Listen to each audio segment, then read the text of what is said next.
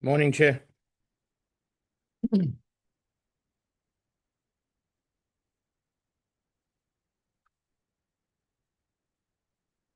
Hi, Danielle.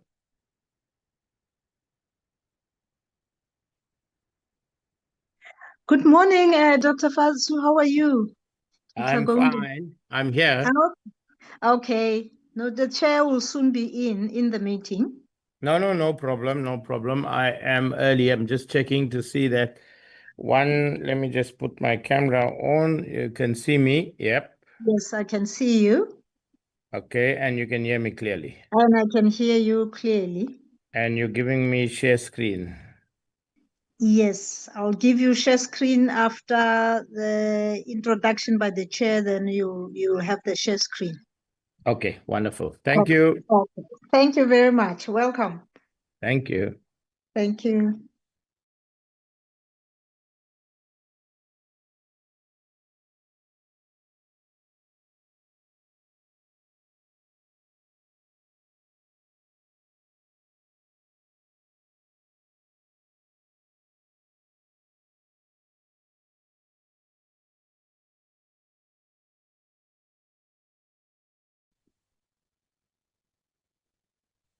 How's the now? Hello, Chairperson. Good morning, Chair. Rizwile America. Hey, Ntate. Re na le tshwile hantle. Rizwile di matha hantle.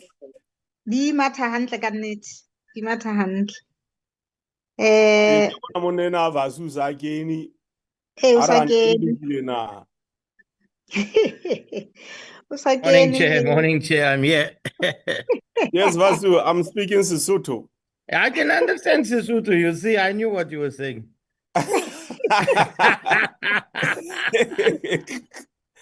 Are you okay, Vasu? I'm fine. I'm fine. Let me switch this on. Yes, I'm fine. Yes, no, that's perfect. I know I owe you, me and the committee owe you a visit. Yes, I'm waiting when you will come. We need the best Durban biryani, very hot. That you can get here any day. You just have to get yourselves physically here. The technology hasn't got to the point where I can send it on Zoom. It will get there one day. No, for sure it will. Yes, I saw delivery now is being done in the air. Yeah, man. They were trying it. I can't remember the country, but they are trying it somewhere. Yes, technology. No, China is doing it and South Korea. Yes. Yeah. So they no longer want to see scooters on the road. That's it. 60-60 will be history. I can tell you that before Christmas, we will have come to your place. Okay, that's I hope you've got the G20, eh? Yes. Maybe we should have had biryani 20. Yeah. There is the agriculture ministers meeting 15 to the 17th September. Yeah. September. All the agriculture ministers are coming to Cape Town. I was trying to do a side event on agriculture there. Yeah. That might be good also. Yeah, we are embarking on a large agriculture project across Africa with our agriculture company called Africa Green Gold. Oh, good.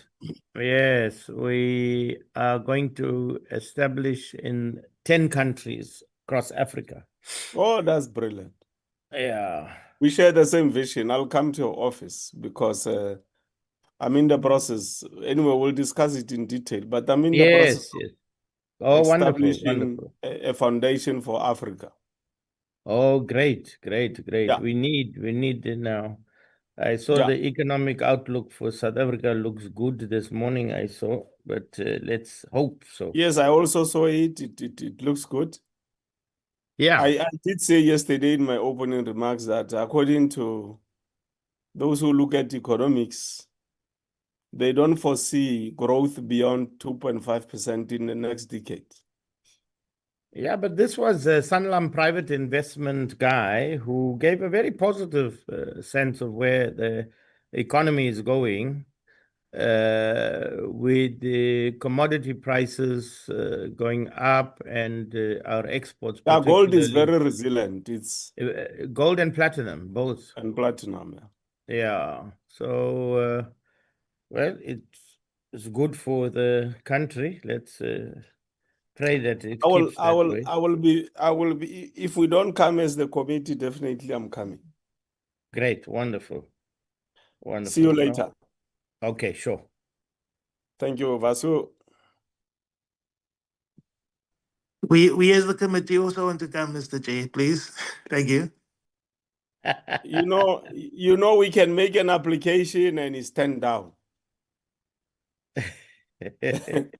There's some, I don't know, there's some problem. When we make applications, they are turned down as the committee. I think as an oversight of the executive, we must take that matter up, Mr. Chair, earnestly. Thank you. Yeah, we might end up going on our own and claiming when we come back. Honorable Wesley, you are welcome. Thank you, Mr. Gandon. I appreciate it.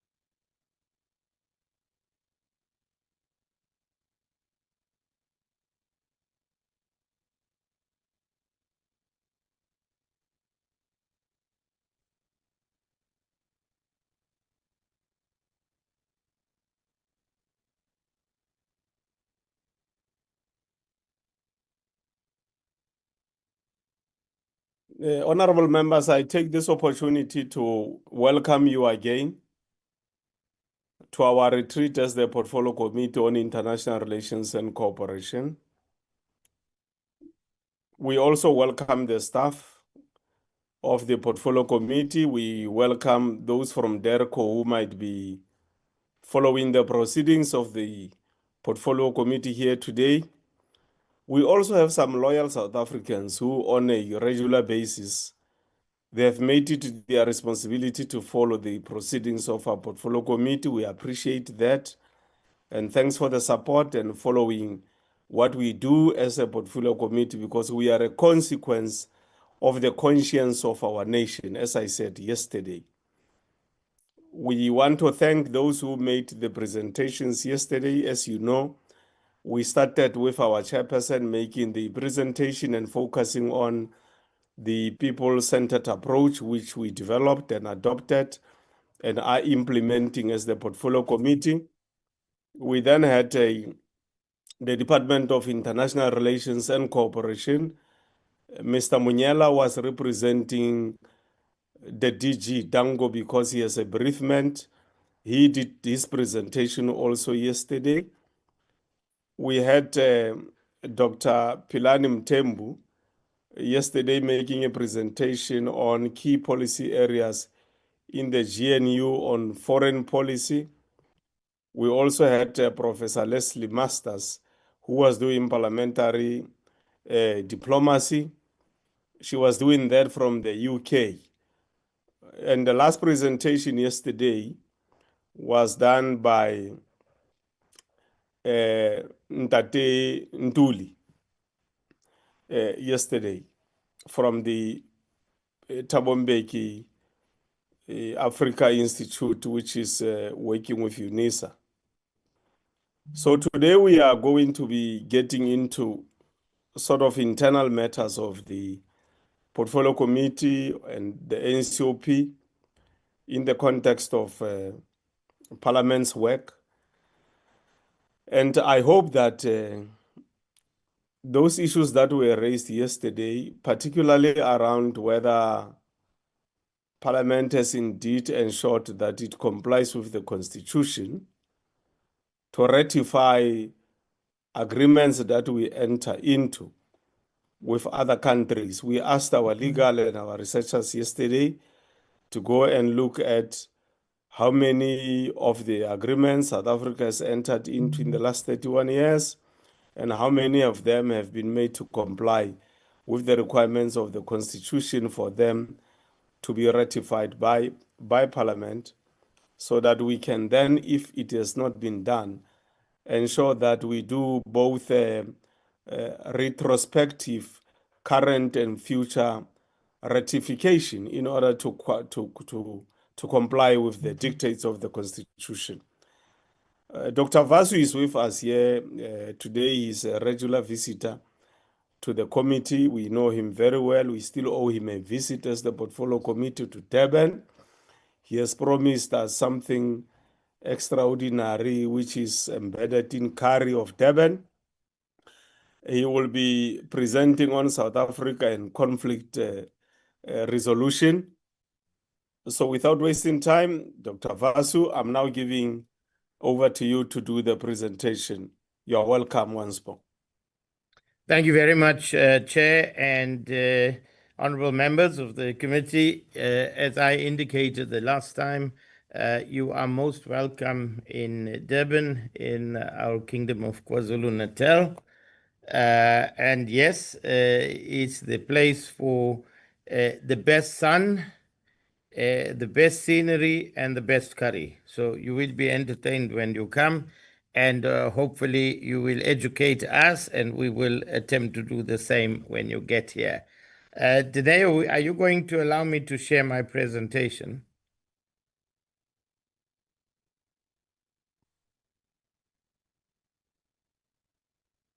Okay.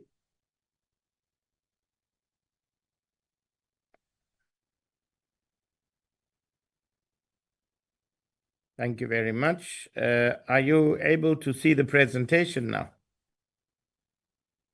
Yes, Dr. Vasu, we Yes, see it's the visible. presentation. Okay, It great. is visible. Thank you very much, Chair. So what I intend to do, the last time that I came to address the committee, I gave you an analysis of where we see the continent currently.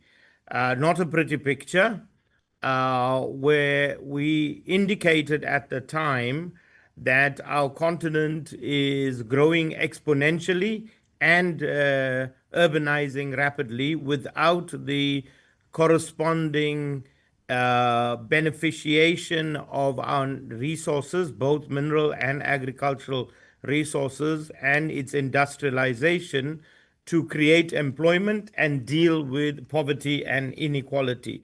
As a consequence of which, and I gave you the numbers the last time also, we had 600 million people in 1990. We are currently 1.4 billion people in Africa, which means that in the last 40 years, we added 800 million more people. And in an even shorter period, the next 25 years, we will add another billion people on the continent. Now, about 60% of that 2.4 billion will be young people. The additional challenge that we have is rapid urbanization.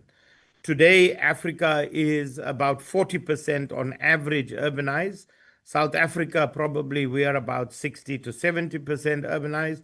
Burundi may be 10%, but on average across Africa, we are 40% urbanized. By 2050, when we are 2.4 billion people, we will be 70% urbanized. So you can imagine our cities across Africa, all our major cities, having 70% of its population in cities without the attendant employment creation and food security, energy security, all the rest of it that will ensure that we can transition into the future in a more peaceful and prosperous way. So that is currently the situation on the continent. And I addressed last week, Monday, I addressed all the director generals of intelligence of the 54 African countries. They were meeting in Benghazi in Libya. Unfortunately, because of a family bereavement, I couldn't travel to Libya, but I agreed to do the presentation online to CISA, which is the Committee of Intelligence Services for Africa. And I told them that if we don't reverse the development trajectory over the next decade to 2 decades, many African countries will slip into a dystopian future. What that looks like today, as I indicated to you all the last time, it looks like Haiti today. What does that mean? It means that criminal gangs, armed criminal gangs, will attempt to take over the state and control the state. We have a growing problem across Africa of organized criminal syndicates operating under political cover in a lot of cases and providing protection for politicians. So this is a growing phenomenon. But this is not a phenomenon that is confined to Africa. We saw this in the 50s and 60s in New York, in California. We saw that and continue to see that in countries like Italy and elsewhere. So this is a phenomenon. However, it was managed in many places.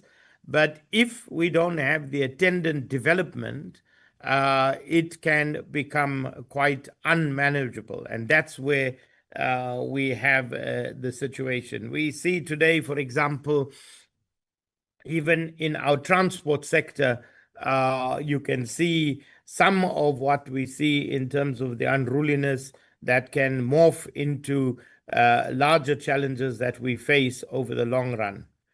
To couple that, Chair, with what I said to you early on, the positive thing, though, and I saw a post this morning by the head of Sanlam Private Investment indicating that there are good headwinds approaching South Africa, particularly in terms of our commodity flows outside gold, platinum. The prices, commodity prices have risen.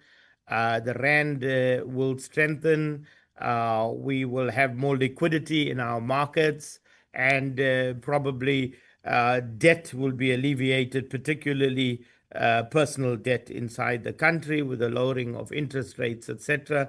And that will allow people to pay off more of their debt, and slowly we can start to grow the economy. I thought that was very positive.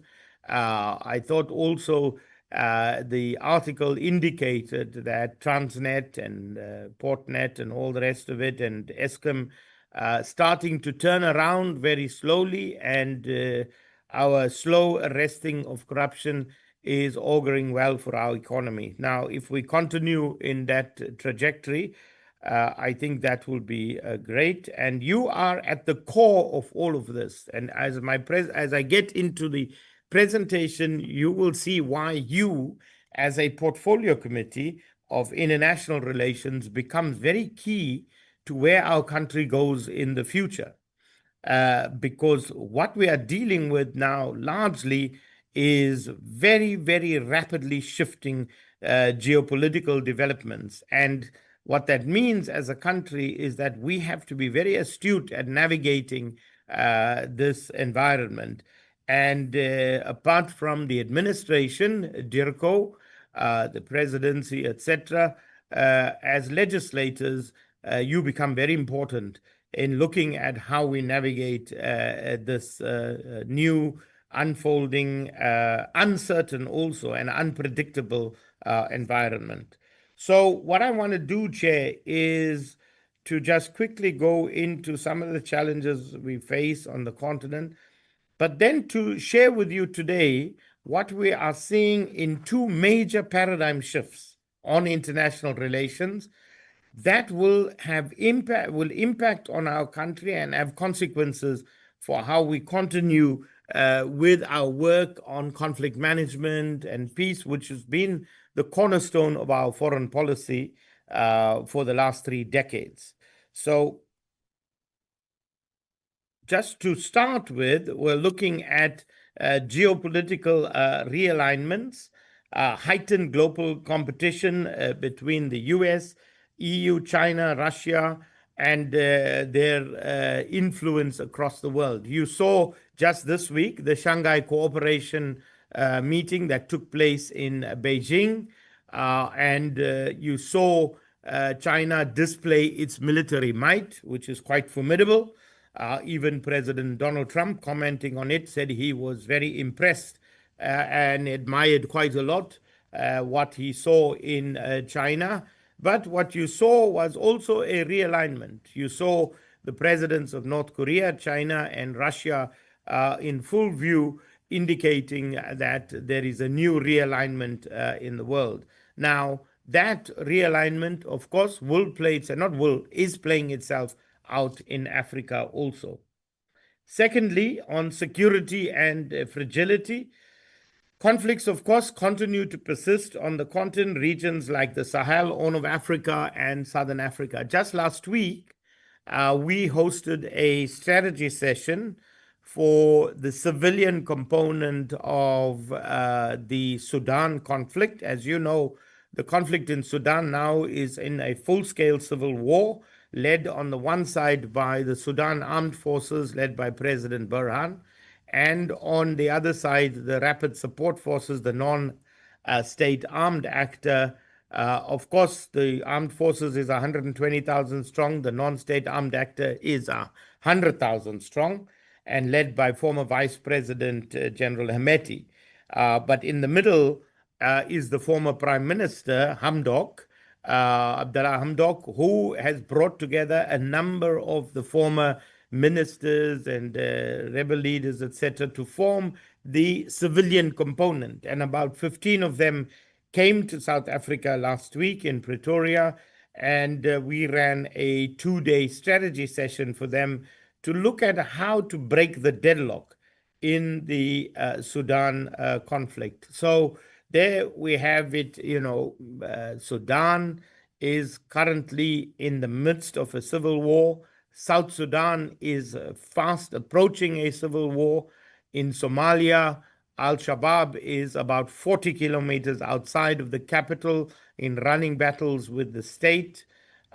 In Central African Republic, the government is slowly starting to expand outside of Bangui, the capital, but large parts of the north are still controlled by rebel groups. In Libya, the country is de facto split between two groups, General Haftar on the one side, and then the internationally recognized government on the east. So you can see that we are still seeing many, many conflicts on the continent. When it comes to economic instability on the continent, what we are witnessing there is inflation, food insecurity, and volatile energy markets, which are straining regional integration on the market. Now, let me just unpack that a little bit. When it comes to food insecurity, as I mentioned the last time, 60% of arable land is in Africa. We only use 10%.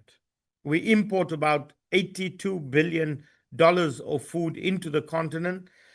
And even our refugees and IDPs, internally displaced persons, have to be fed by the World Food Program. This is not a tenable situation. We need to industrialize agriculture to do that. When it comes to energy, our major energy projects, the Ger Dam in Ethiopia, still mired in conflict. The dam in that we have been trying to put together in the DRC, the Inga Dam, for over 30 years now, we haven't managed to do that. These are major energy projects, in addition to new finds of gas and oil across the continent. But we know, for example, the huge find of gas across the Somali coast has not been tapped yet because of the conflict in Somalia. We know that one of the largest finds in the Cabo Delgado area on the coast of Mozambique has stalled because of the insurgency in Mozambique. So we are seeing a lot of energy on the continent, but unfortunately, we can't harness that energy. Then we see the other emerging threats, climate-related disruptions and resource competition that intensifies risk across the continent. Now, when we come to our own role as South Africa, as a continental peacemaker, as I indicated, this is something that we have been doing as South Africa from 1994. When we look at our foreign policy, as I indicated again, this was the cornerstone and still is the cornerstone of our foreign policy. We are currently still involved, as I said, in Sudan, in South Sudan. And our Director General was last week in Qatar and then in the Ukraine, because we are still involved in the Ukraine also. And of course, we are involved in the Middle East, in Gaza particularly. So as a country, we are still contributing heavily to conflict management. Now, on the diplomatic leadership in AU peace initiatives and regional blocs like SADC, the AU, and the PSC, we continue to be involved. Our experience in mediation, our track record in peace processes stretches across the continent. The DR Congo being one of the most prominent. As you all know, we hosted the Sun City talks, and we have been involved continuously. Our last involvement was around M23 in Eastern Congo. But you will also see that our involvement with M23 in 2014 was very different to our involvement with M23 earlier this year and last year. And there are reasons for that, reasons that indicate weaknesses in our own institutional frameworks, the assets that we have, and our ability to navigate in this new environment. When it comes to peace operations, as I said, South Africa troops contribute to AU and UN missions, both of which, by the way, are currently in danger of being marginalized, the AU peace missions and the UN peace missions. There is not enough resources for peace missions. And when we look at peace missions, largely they have been peacekeeping missions. But peacekeeping missions, particularly in our context on the continent, where conflicts are largely not between states. The conflicts are with a state on the one side and a non-state actor on the other side. Now, peacekeeping is relevant, and I did say this the last time also, is relevant when you have two states in conflict, because you then interposition peacekeepers whose job is to keep the peace. They're not to get involved in armed conflict or to fire on anybody. They're just there to stand and keep the peace between two countries and keep the warring countries apart from each other. Now, states follow the rules of war. They are also bound by international conventions like the Geneva Convention, and they are supposed to respect all the precepts of the United Nations, African Union, etc. That's why peacekeeping is more appropriate there. But when it comes to state and non-state armed actors in a conflict, like the DRC government with M23 or the Sudan government with the RSF, then those non-state armed actors don't follow the rules of war. They're not bound by any conventions. They will fire on peacekeepers. So what is relevant today is peace enforcement, not peacekeeping. So when it comes to the broad ambit of peace operations, which includes mediation and includes post-conflict reconstruction, etc., but when it comes to the peacekeeping part, we have to switch to peace enforcement. And I indicated the last time, when you look at our own country, South Africa, under apartheid, South Africa had an offensive machinery because it was fighting a war with the liberation movements particularly in the SADC region.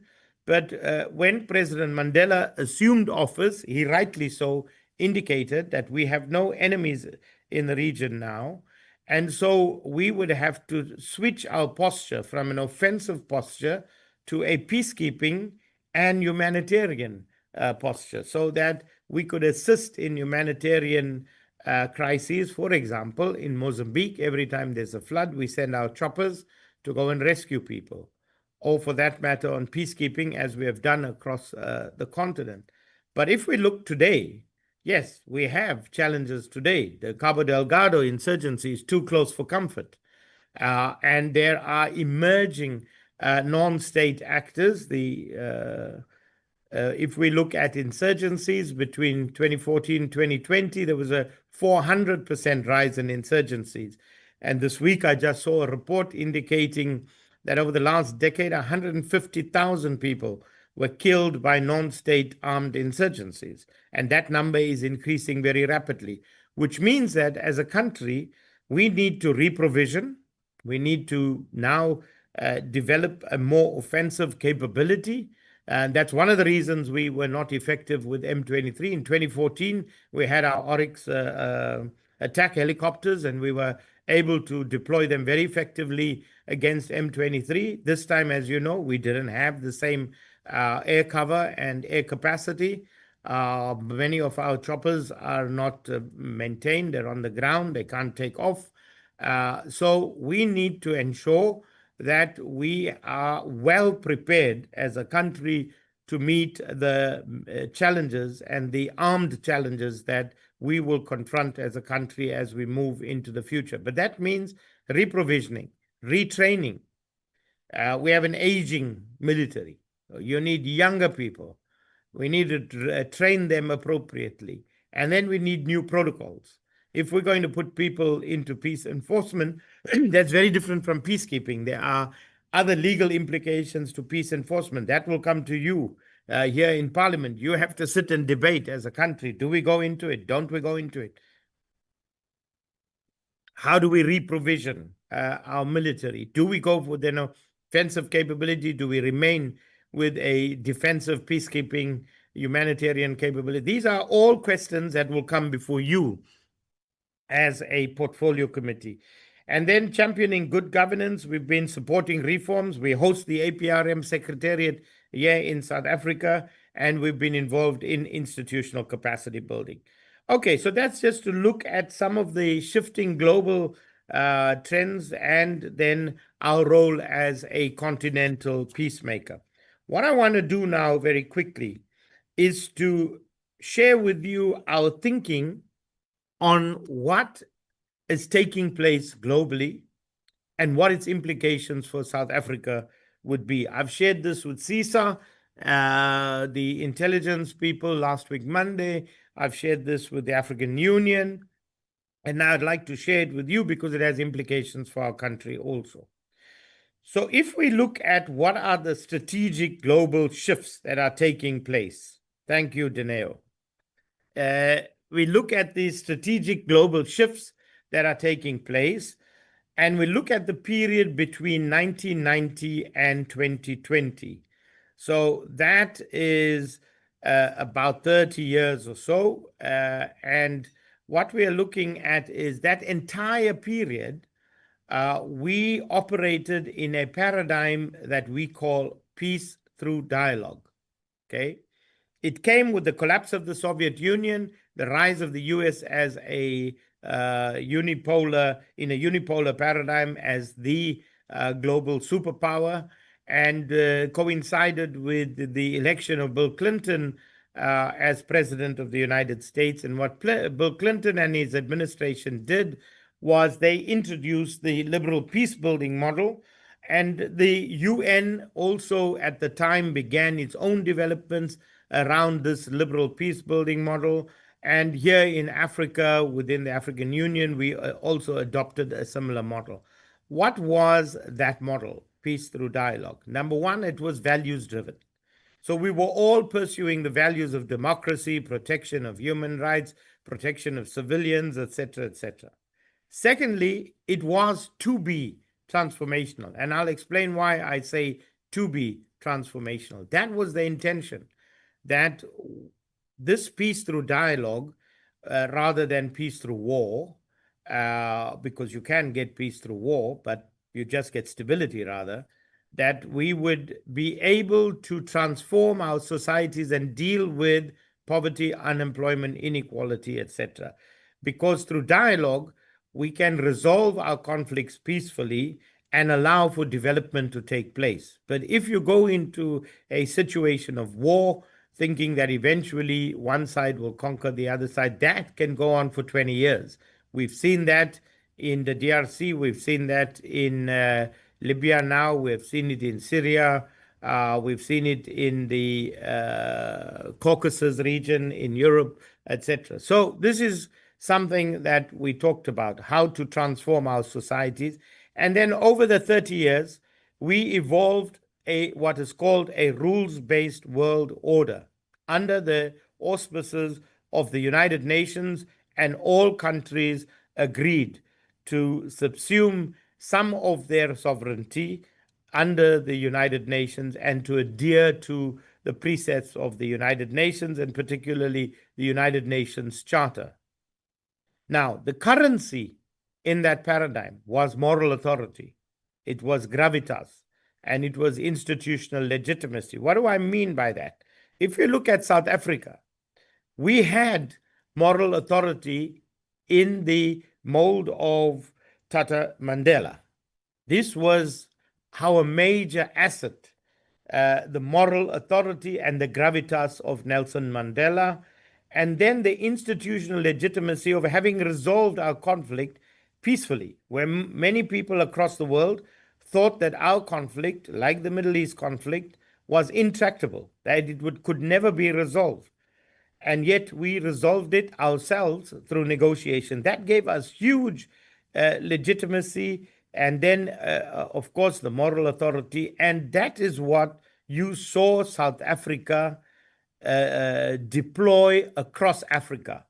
We had the confidence, we had the respect of our peers across Africa, and everybody wanted South Africa to be involved, starting, of course, with the DRC, where President Mandela was involved in those negotiations, then in Burundi, then in South Sudan, in Somalia, and you name all the conflicts on the continent, Madagascar. As South Africa, we were involved. We brought our moral authority, we brought our gravitas, we brought the institutional legitimacy. At the same time, even the United Nations grew its institutional legitimacy with the establishment of the Department of Peacekeeping Operations, the Mediation Support Unit, the Peacebuilding Support Office, all of these things that the United Nations built over that period from 1990 to resolve conflicts across the world. And then in the African Union, and we were very fortunate as a CORD, having been founded in 1992, early on in 93, we made our first trip to Addis Ababa to meet with the African Union, and there under the leadership of Dr. Salim Ahmed Salim, the Secretary General of the African Union, well, then the Organization of African Unity, we started to build the fledgling Conflict Management Center. And we were there as a CORD, working with our colleagues at the OAU headquarters in attempting to build this. And that evolved all the way in 2000 to the African Peace and Security Architecture. And the African Peace and Security Architecture, with the Peace and Security Commission, the Governance Commission, the Peace Fund, and the Peace Support Operations Division looking at peacekeeping, the Early Warning Unit, the intelligence sector, all of that came together in the African Peace and Security Architecture. And the AU grew its legitimacy in that period. All of a sudden, we saw now, during this conflict with M23 and the attempt to resolve the conflict between the DRC government and to bring Rwanda in to work with them to resolve this conflict on the M23, the initiatives by the East African community, the initiatives by IGAD, and then, of course, the initiatives by the African Union with the deployment of special envoys. And then all of that culminated with the chairperson of the African Union, the president of Angola, hosting a meeting between the presidents of DRC and the president of Rwanda. That meeting did not take place. The two presidents did not arrive in Luanda, but the very next day, they were both in Qatar. A month later, the foreign ministers of DRC and Rwanda appeared in Washington, where they were brokering, Washington was brokering an agreement. So when you look at that situation, you see that Africa, in one fell swoop, was completely marginalized. And you have to ask yourself, what happened? Well, what happened is this. We had a shift from peace through dialogue to a new paradigm. That's what's operating currently.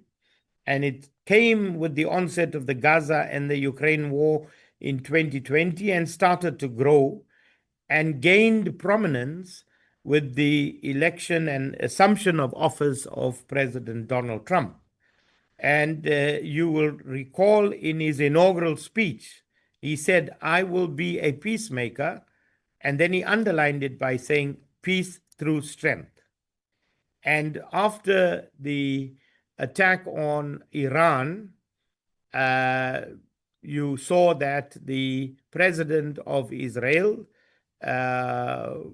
Benjamin Netanyahu, indicated that thanked President Trump for supporting them in the bombing of Iran, and indicated that, President Trump, we would like to thank you for your peace through strength. Now, what does all of this mean? And I'm not expressing any judgment here on one side or the other side. I'm just presenting you with the facts. What are we talking about in peace through strength? Peace through strength, unlike peace through dialogue, is not values driven, it's interest driven. It's not transformational, it's transactional.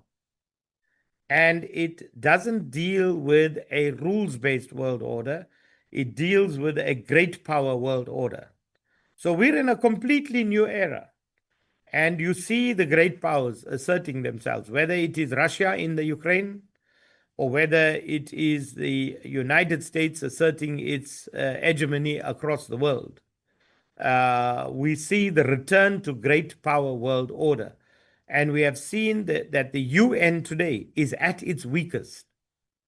It's cutting its staff, it has to cut its institutions, and it doesn't have the funding that it requires.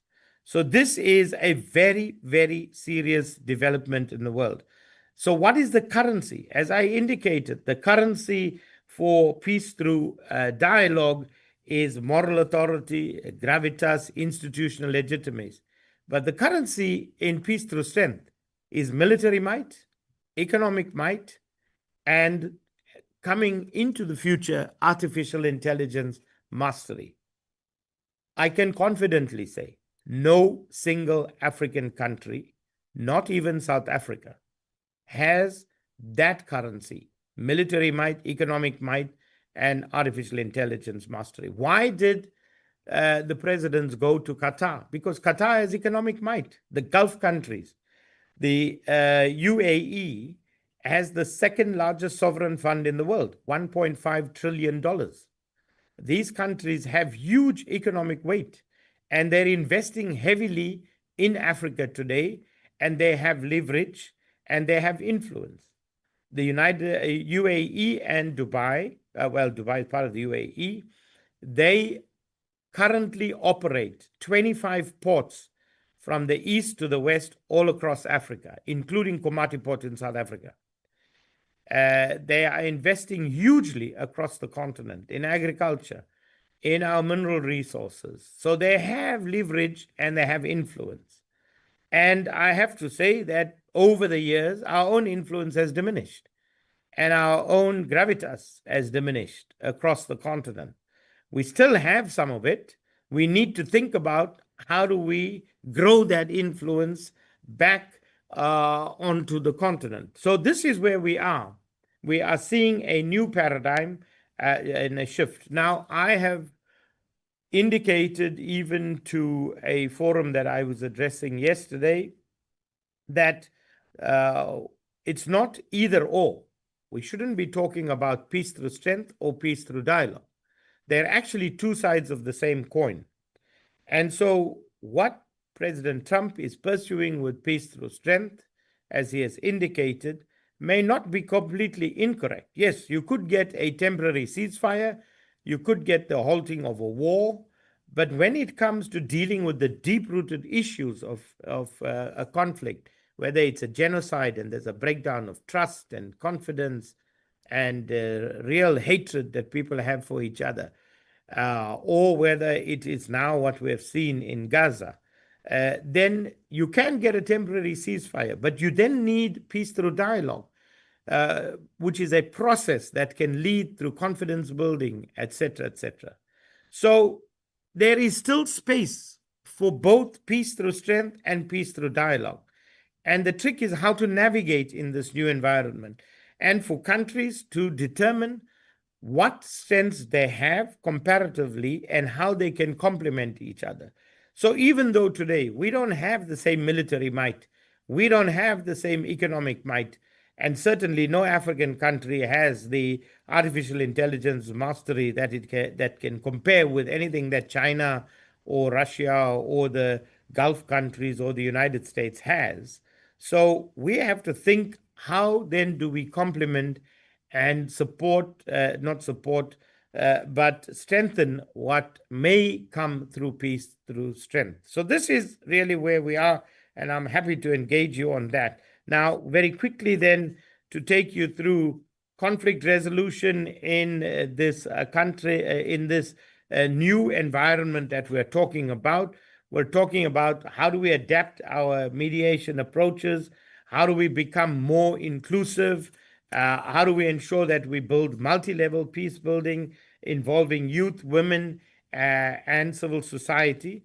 And then how do we encourage regional cooperation between SADC, IGAD, the AU, etc.? And then looking at technology-enabled peacekeeping, use of drones, digital monitoring, and early warning systems. And I indicated earlier this year at CSIR, when I addressed the military industry and our defense force in a joint meeting, I indicated that we should be thinking of how to use Armscor and Denel and repurpose it to meet the challenges that we have in Africa.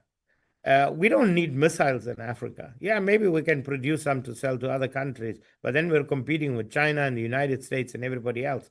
But if we look at what we're dealing with Boko Haram, we're dealing with Al-Shabaab, we're dealing with ISIL, all of these that are very nimble. They operate with motorbikes, they move very fast. So we need to adapt. We need drones. We need motorcycles that can move very rapidly. We need agile vehicles on the ground, all of those things. So how do we repurpose our arms industry to adapt to that? And there's some of that happening already. And we're in discussions with the industry to see how we can give our input on what is changing and what the security demands are and how they can adapt what they're doing. And then, of course, the strategic partnerships, coordinating with the UN, with the EU, and bilateral allies to fund and support peace efforts. Because, again, we need to at least work with our allies across the world to be able to fund that. What are the opportunities for South Africa? We can continue in post-conflict reconstruction leadership. We've done a lot of that. We can work on the justice sector, police reform, grassroots reconciliation. As a Accord, we are doing a huge effort across the continent in grassroots reconciliation, working with local and national capacities in peace. But I know that our government is involved also on security sector reform. And then on the mediation side, leveraging our soft power tools and existing diplomatic channels as we are doing in Ukraine, in the Middle East, etc., and across the continent. And then institutional capacity development, our expertise in police modernization and civil service reform, despite the fact that we have serious challenges in our own police establishment and in our own public service. But we also have many lessons that we can share through our institutions here. And last week, I hosted the National Security Advisor of Liberia, the National Security Advisor to the President of Liberia. He was here, and we had meetings with his counterpart, our President's National Security Advisor, Dr. Sidney Mufamadi. We also met with our intelligence services, and then we met with the Border Management Authority with Dr. Masiepato. Now, I must say, I was so impressed with the commissioner.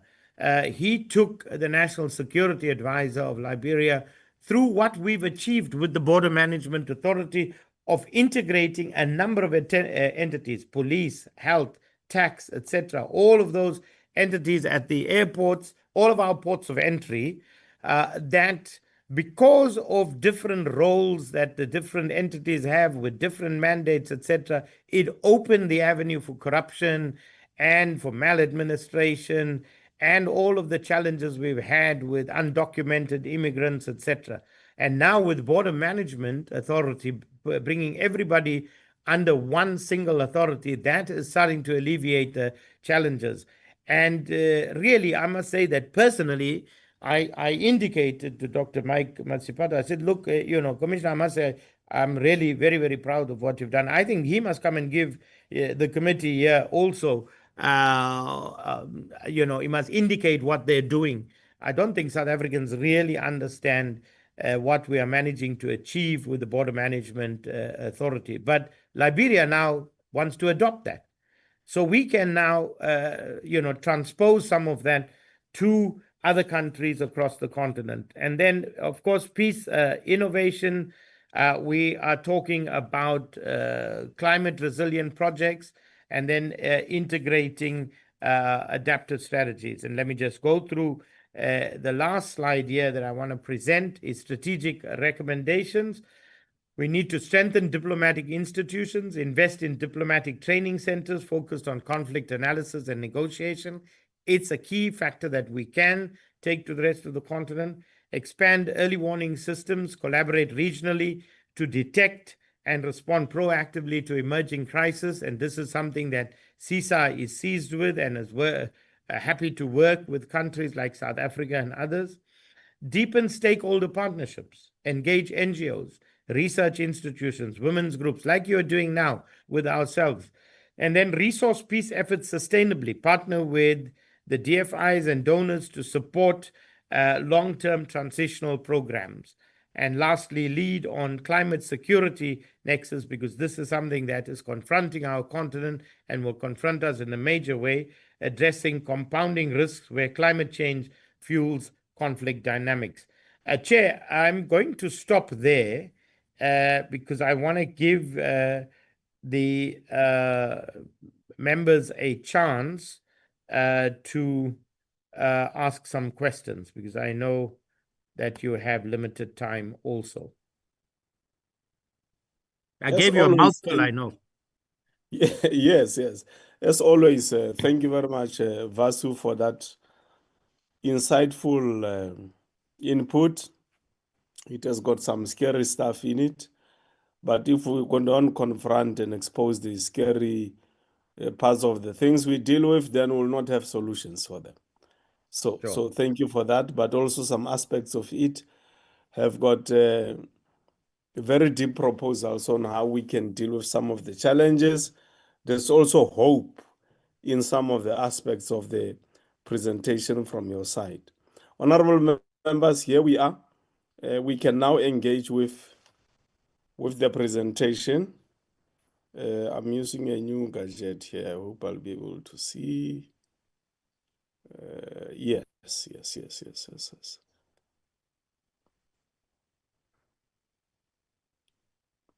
We've got Malebongwe here, Honorable Mhlongo, who will be the first one to speak.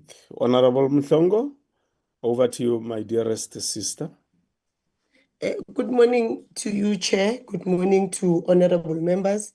Good morning to the staff members. Good morning to Accord and everybody else from Accord and media and anyone who's following our proceedings.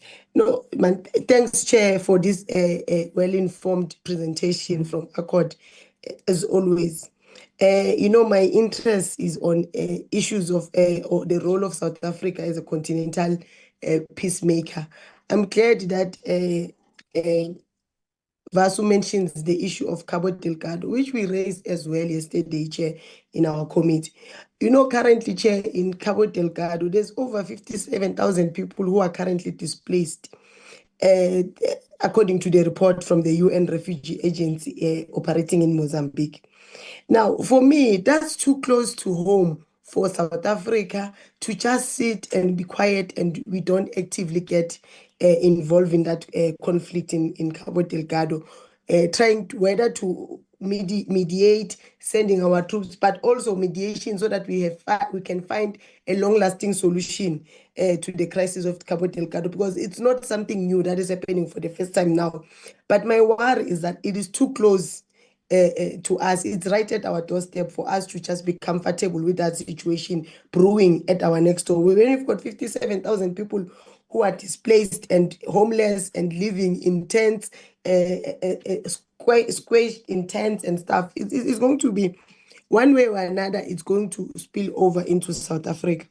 Now, another issue is that the Foreign Commonwealth and Development Office has issued a travel ban to Cabo Delgado, advising people not to travel to Cabo Delgado no matter what. Now, my interest is that how is that going to affect traveling by road between Tanzania via Mozambique into South Africa? We must look into that, because we do receive tourists in South Africa that are coming from Tanzania who go via Mozambique, via the Cabo Delgado province to come into South Africa. How is that going to affect the travel, and how is that going to affect the tourism industry of South Africa when people from Tanzania are not able, those who use road travel, are not able to go via Mozambique into South Africa? And how is this going to also affect the operations of the Maputo corridor in terms of transporting goods via that corridor?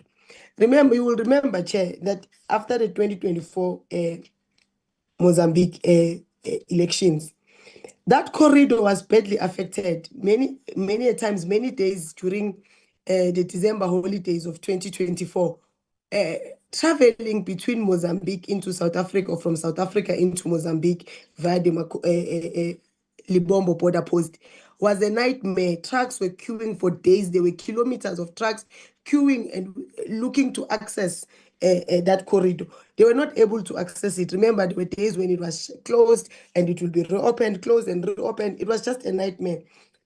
And it became a nightmare for companies and for people who are using that corridor to transport their goods going to the port in Mozambique. I think that also brings us to the point that was raised yesterday, that we have ports here in South Africa. We have the Durban port, we have Richards Bay, we've got Koku Bay, but we still find ourselves relying mainly on the Maputo corridor in order for us to get our goods to travel or to be exported via the Maputo corridor. When we've got ports on our own as South Africa that perhaps are underutilized, and perhaps it also brings us back to the issue of having reliable railway networks that are able to take products from their point, whether it's coal, whether it's whatever product, to be exported to whatever. But also, what is more important, what will rescue us as South Africa, is if all these products that we are mining in South Africa, they leave as finished products, because those trucks that we see on a daily basis on the road, those trucks we see queuing at the corridor, at the Libombo border I post. think you want to say raw. Yes, raw.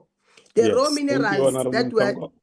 the raw minerals that we're seeing leaving South Africa on a daily basis, those are jobs of South Africans that can create employment for our people, but also help our economy to grow.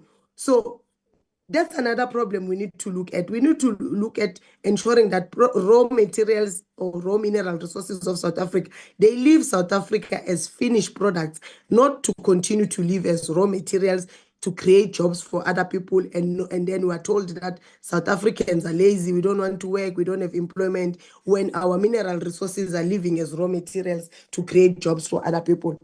And then lastly is the issue of the border management agents. I hear you, Vas, you are saying that there's successes in terms of bringing all the relevant departments to work together at our port of entry, whether it's SARS, it's Department of Health, Agriculture, and so forth. I hear that success, good and well, but is it materializing in dealing with illegal immigrants that we find in the country? I don't think so. There are many ports of entry that are not well guarded and not well protected. But in that same sense, we must begin to channel ourselves as Africa. If we really want to champion a United States of Africa, then we must begin to have conversations amongst ourselves as African states. Do we need the borders that were petitioned by the Berlin Conference in 1888 that were not even part of that conference? We were never consulted, all of us.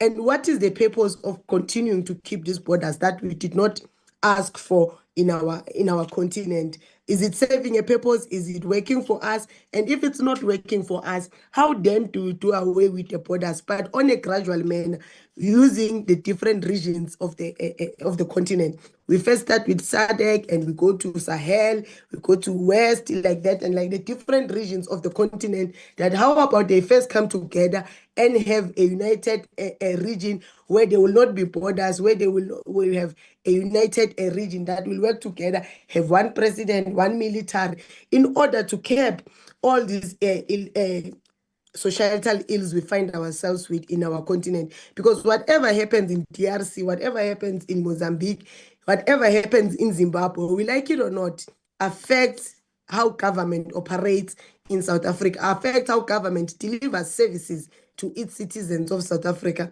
Because we can't run away from the fact that here, whether it's the SADC region, whether it's Sahel, in all these regions, there is always migration of citizens from one area to another.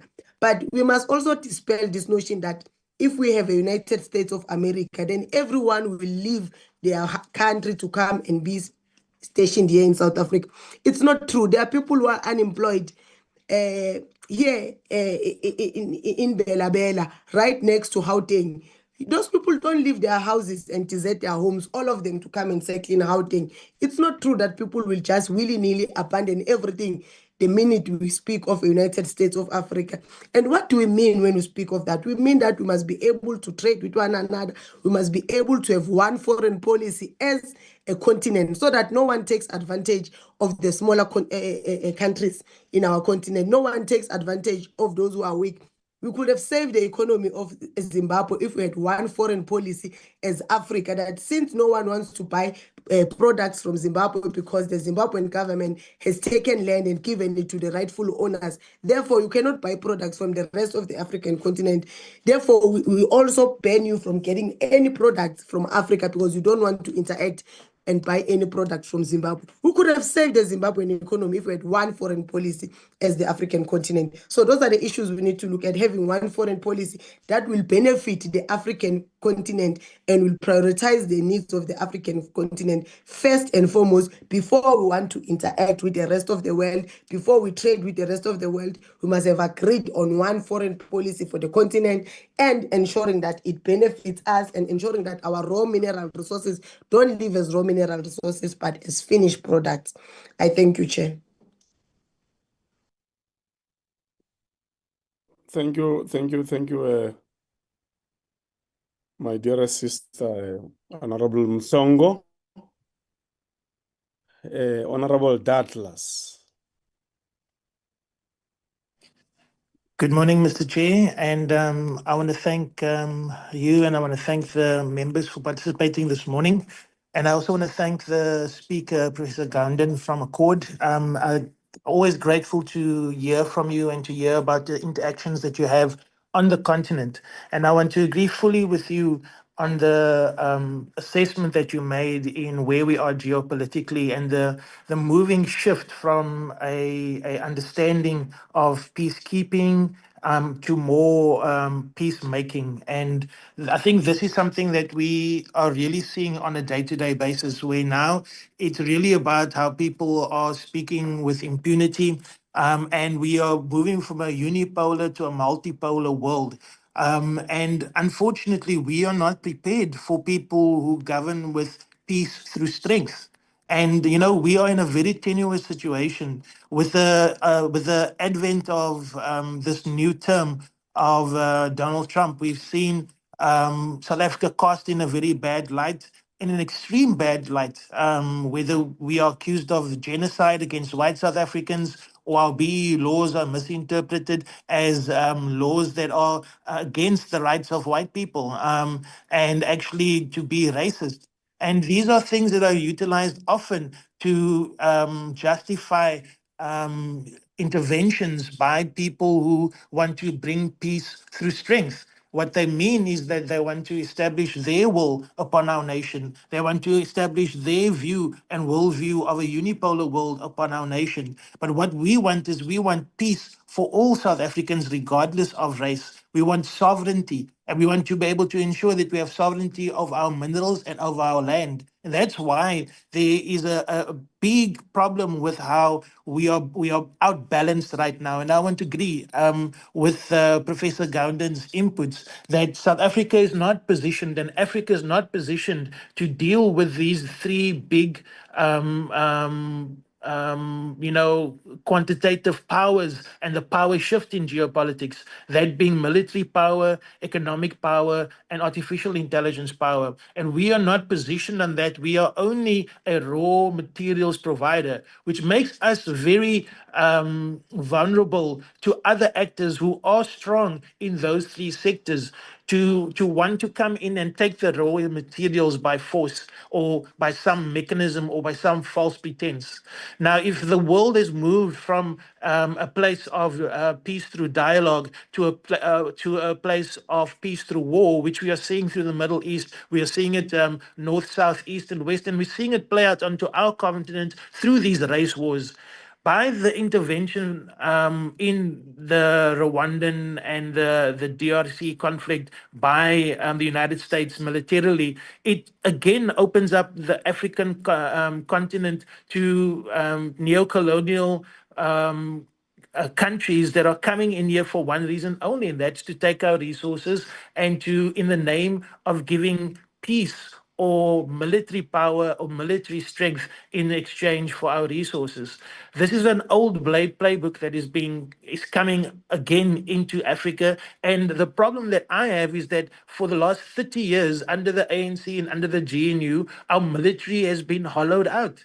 Our Navy has been hollowed out. We see it in our defense cluster all the time. We have not spent money on resources. We have not spent money on our ships. We have not spent money on our air defense. We are basically a lame duck defense force that hasn't got the ability to protect our own borders, never mind intervene as we are supposed to be doing in the defense of others, whether it's Cabo Delgado or any of the other places where there's conflicts in the Sudan or in the Sahel area. We are punching way above our weight right now in terms of our ability to bring a monopoly of force to bring about peace in any environment on the continent. And this is a serious concern for me, Mr. Chair, because it leaves us vulnerable for other actors who are strong in peace through strength and who are strong militarily, just as we've seen the US Army just come down to Venezuela now and basically saying, well, we don't think that that's a legitimate president. We don't think that you have a right to that oil. We're coming and we're going to take over. Now, that ships could just keep sailing down to South Africa and just under a pretense that they're coming to save the white South Africans from the terrible black Africans that's taking their land, taking their mines, and taking their lives. I mean, this is the kind of narratives that are all over the global media. What makes us think that it cannot be used against us and is not actually a playbook that's being utilized against us? So, Mr. Chair, I think the shifting geopolitical developments that was raised by Professor Gounden is a very serious matter. And I want to say that the Shanghai Cooperation Organization meeting and the realignment that we've seen in this past week is necessary because of this geopolitical shift, where we've seen a move from peace through dialogue to peace through war, and peace through strength is what is another word for war.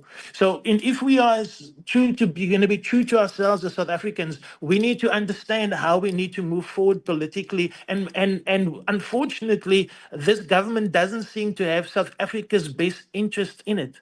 It doesn't have South Africa's best interest. We're supposed to be a non-aligned country that works in the best interest of its people. But right now, we are working in the best interest of foreign players in our economy, foreign players in our land, foreign players in our mining sector, foreign players everywhere, and none of the benefits of those interactions are benefiting the poor, benefiting the townships, benefiting the youth, and giving us jobs and giving us what we need to build a fourth industrial revolution here in South Africa. We have enough raw earth minerals. We have enough rare earth minerals that we can make batteries for cars. We can make batteries for phones. We can develop and own the entire value chain like other first world and developed world countries are doing. But we don't own any of the other side of the mine. 80% of the value of a product is on the other side of the mine gate. But on the other side of the mine gate, we have no ownership of the value chain. We have no way to beneficiate those minerals, so everything goes out raw. And the other countries around the world take our minerals and create jobs for their people and create new cities for their people and give them housing and give them food and give them social security and give them healthcare. But we can't do that because our minerals go out raw and not a single South African benefits from it. It doesn't even benefit us in terms of tax. It doesn't even give us enough tax to be able to fund our fiscus and to increase our income so that we don't have to take debt from the IMF and other world-trapped people like the World Bank. So, Mr. Chair, for me, this is an orchestrated collapse of our South African Defence Forces. And when we look at the border management, the BMA, I've sat in their presentations in some of the other committees, and I love what they're doing, and I love that Liberia wants to emulate them. But to be honest, they are completely unfunded. They don't have armored bicycles. They don't have enough vehicles. They don't have drones. They don't have personnel. They don't have a budget. It doesn't help if you say we have started this great agency, but we are hampered by a budget. Everything in South Africa is hampered by a budget by this GNU government. And it's because we are not sharing the wealth of the land with the people or with the fiscus. Until we deal with that, we're not going to deal with anything else outside of the borders of South Africa. Yes, we need to invest in our army so that we can bring stability and peace in the regions adjacent to us. Because if it's instability on the continent, like Professor Gounden has spoken, where we have Al-Shabaab and we have ISIL and other Boko Haram and others that have the ability to be mobile and fast and can push southwards through Mozambique to South Africa, we don't have enough military to stop them right now. That is the reality on the ground. That's the numbers. We don't have planes to put in the air. We don't have petrol to put in them, diesel to put in our jets. We don't have enough pilots that are spending hours and hours in training. They can't even fly their jets because there's not enough petrol to go on training. It is ridiculous what we have become as a country. We are a joke on this continent, Mr. Chair. So if we are looking at real people-centered foreign policy, we need to make sure that DIRCO doesn't just host summits and doesn't just host banquets, but that we actually start looking at getting the defense committee to sit with us as a committee on international relations cooperation, because these issues cut across both of what we are busy doing. As we saw with the SEO realignment in Beijing, Mr. Chair, we are seeing a shift in the world. And we in South Africa, we've been sitting on the fence. And we're sitting on the fence in a way that's not bringing people together, it's pushing people apart. And we are causing more instability within South Africa. So we need to leverage BRICS Plus. We need to leverage our role in G20. We need to leverage our role in the Africa Continental Free Trade Agreement. We need to leverage the PEP system to free South Africa from Western dependency. We need to make sure that jobs and beneficiation and trade corridors must be the currency of our foreign policy. We have what the world wants. We have resources, we have land, we have more resources than most countries around the world, but we're not utilizing it effectively as a tool of negotiation or a tool of development or a tool of poverty alleviation. All we're doing it, using it as a tool of elitism and neoliberalism that brings our people closer to poverty and destruction, Mr. Chair. So diplomacy without economic liberation is empty. And we must have a foreign policy that builds jobs, wealth, and dignity for our people. We must have, when yesterday we spoke about the Ubuntu diplomacy, and this means that we must insist that it serves South Africans as a whole. Ubuntu is that things affects me must affect you. What I do must make sure that what benefits you. But we're not doing that in South Africa. And Mr. Chair, in terms of our Navy and in terms of our protection of our waters, yesterday was an eye-opener. And it was a shock to me to see that we have such vulnerable shores and that we now have Somalian pirates and people coming further down south to kill and to choke our shipping corridors, which will destroy our economy and make us unstable country. For thousands of years, the corridor between the east and the west was coming past South Africa, and there still is millions of tons of goods that come past here. And that is a key international flashpoint.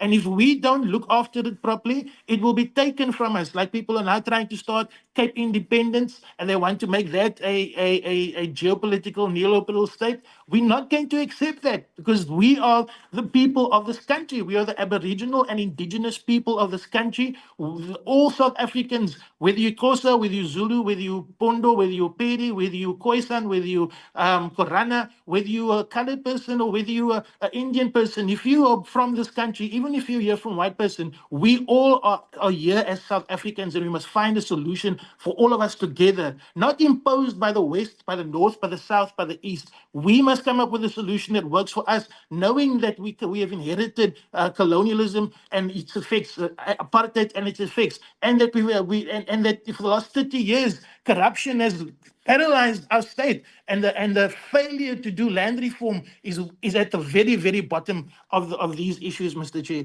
How can we go and help our brothers on the continent if we cannot get our own house in order? We need the Border Management Authority is completely unfunded. It is completely non-equipped for surveillance drones, etc. And these are the kinds of things that will make a difference for us, Mr. Chair.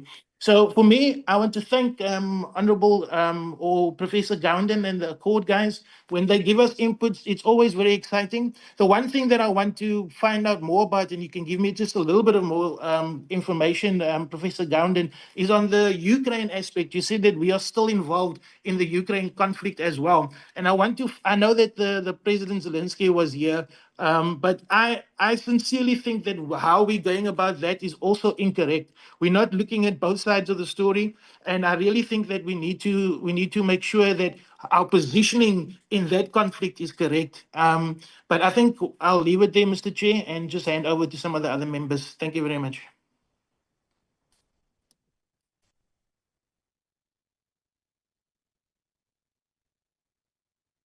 Thank you, Honorable Douglas. It doesn't look like we've got other members who want to ask questions or want to make inputs. Just before we give you Dr. Vasu, I just want to remind the meeting that recently the Minister of Transport did issue an advert which was calling upon service providers who've got the capacity, the knowledge, the funding to partner with government in as far as the improvement of our rail network is concerned. And if I'm not wrong, in about 2 weeks ago, they had made some pronouncements on some of the people who have made it to get into that partnership between the government and the private sector. It's done in the context of Triple P, and it is the hope of all of us that the coming into the picture by the private sector to improve the infrastructure network of our rail will contribute to the growth of our economy. It will contribute to the speed movement of goods from the country. And as Honorable Mhlongo was saying, we have to do everything possible to make it finished goods. But the truth is, what you need for us to have finished goods or products in South Africa, for instance, from the mineral sector, you are going to require capital. And our people, who the Constitution says we need to make sure, because they suffered the injustices of the past, we need to make sure that we empower them. They don't have the capital to get into this sector. If the capital becomes available, for instance, through the banks and other development finance institutions, then they cannot access the capital because one of the requirements is collateral, because they don't have the collateral. Now, part of the collateral will include immovable assets, which they don't have. Those that have the immovable assets, either they are still bonded, and therefore you can use it as collateral to access capital. If it's no longer bonded, it's not at the right value for you to get the quantum you expect to be used to get into that sector of the economy. So those are some of the challenges that we are facing, honorable members. And my view will be that ourselves as the portfolio committee, because we have now agreed that on a quarterly basis, we are going to demand from DERCO to report and table a report in Parliament on the extent to which we are succeeding in implementing trade agreements between South Africa and the rest of the world. It is my hope that when those reports are tabled, one of the issues we will raise is impediments which make it difficult for us to achieve what is in the preamble of the Constitution, to deal with the injustices, which I call economic injustices of our past, because those will be entry difficulties in as far as those who are oppressed are concerned. So that's one perspective I wanted to put across. The second one, in economics, there's no either or. So raw and finished products in economic terms, what you need to create is a balance. And the balance you need to create should be such that that which is finished increases your industrialization plan. Because when you increase your industrialization plan, you build factories and so on, it means you employ more people, you require more skills, and people and salaries and wages, and you require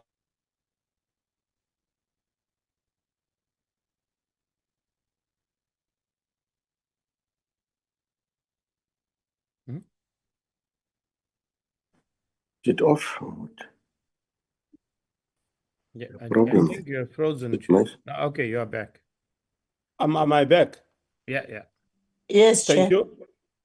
So I'm saying that we need to create that balance. Yes, we need finished products. And we can't say you will not export because you are waiting to have the capacity to have finished products. Then you'll stagnate. The other quagmire we face is that those who control capital in South Africa, the last 8 years have proven so, do not necessarily do industrialization development in a way that helps us to deal with the injustices of the past. So as members of parliament, the critical question should be, over the last 30 years experience, what is it that we will want Parliament to introduce in a form of legislation which will make the next trajectory of the next 30 years different from the first 30 years? From an economic point of view, bearing in mind what I said earlier, that as parliamentarians from this portfolio committee, we are now going to be getting reports on a quarterly basis on the extent to which trade agreements are manifesting in dealing with challenges of poverty, of inequality, of unemployment on the ground, and they are helping us to do industrialization. It means we must work with institutions like universities, ACOT, and other institutions, and we must say to them, this is what we are going to tackle now. On behalf of Parliament as the Portfolio Committee, help us with ideas and means on how we can suggest to Parliament enactment of new legislations that can help us to overcome this stubborn problem of poverty, inequality, and unemployment. So I'm suggesting that that ball is in our court, and we must find a way of dealing with that ball. The third proposal is that proper look at economics will require us to say, yes, raw minerals are being exported. Where are they destined to? And we must do two things. Look at these factories where they are destined to, those countries that are importing, and then say, because we have got trade relations with some of these countries, to what extent can we then say South African companies must be established overseas to partner with these other big companies that are importing the minerals, so that the imports from South Africa at the same time benefit your South Africans who are embedded in foreign countries, importing those minerals, processing them there, and making sure that they pay tax in our republic, and making sure that they acquire the necessary skills, they partner with those other companies overseas, and then they can come back together to come and invest here in the country, because those industries are already there. So if you've got Vasu Pty Limited, and there's an agreement signed with another company in China, which is importing chrome from Rustenburg, it means with immediate effect, it can, Vasu Pty Limited can be plugged into that company.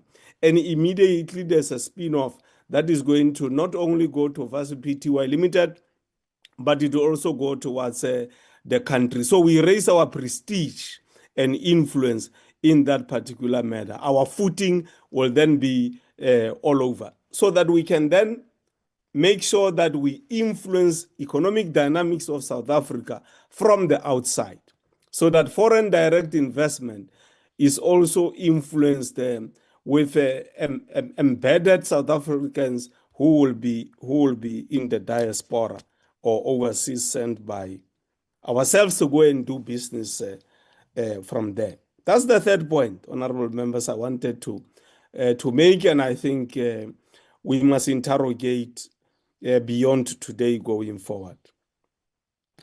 The other thing, Vasu, that we need, and I don't know why we are not doing that, and I think as Parliament through this committee, we must table that proposal.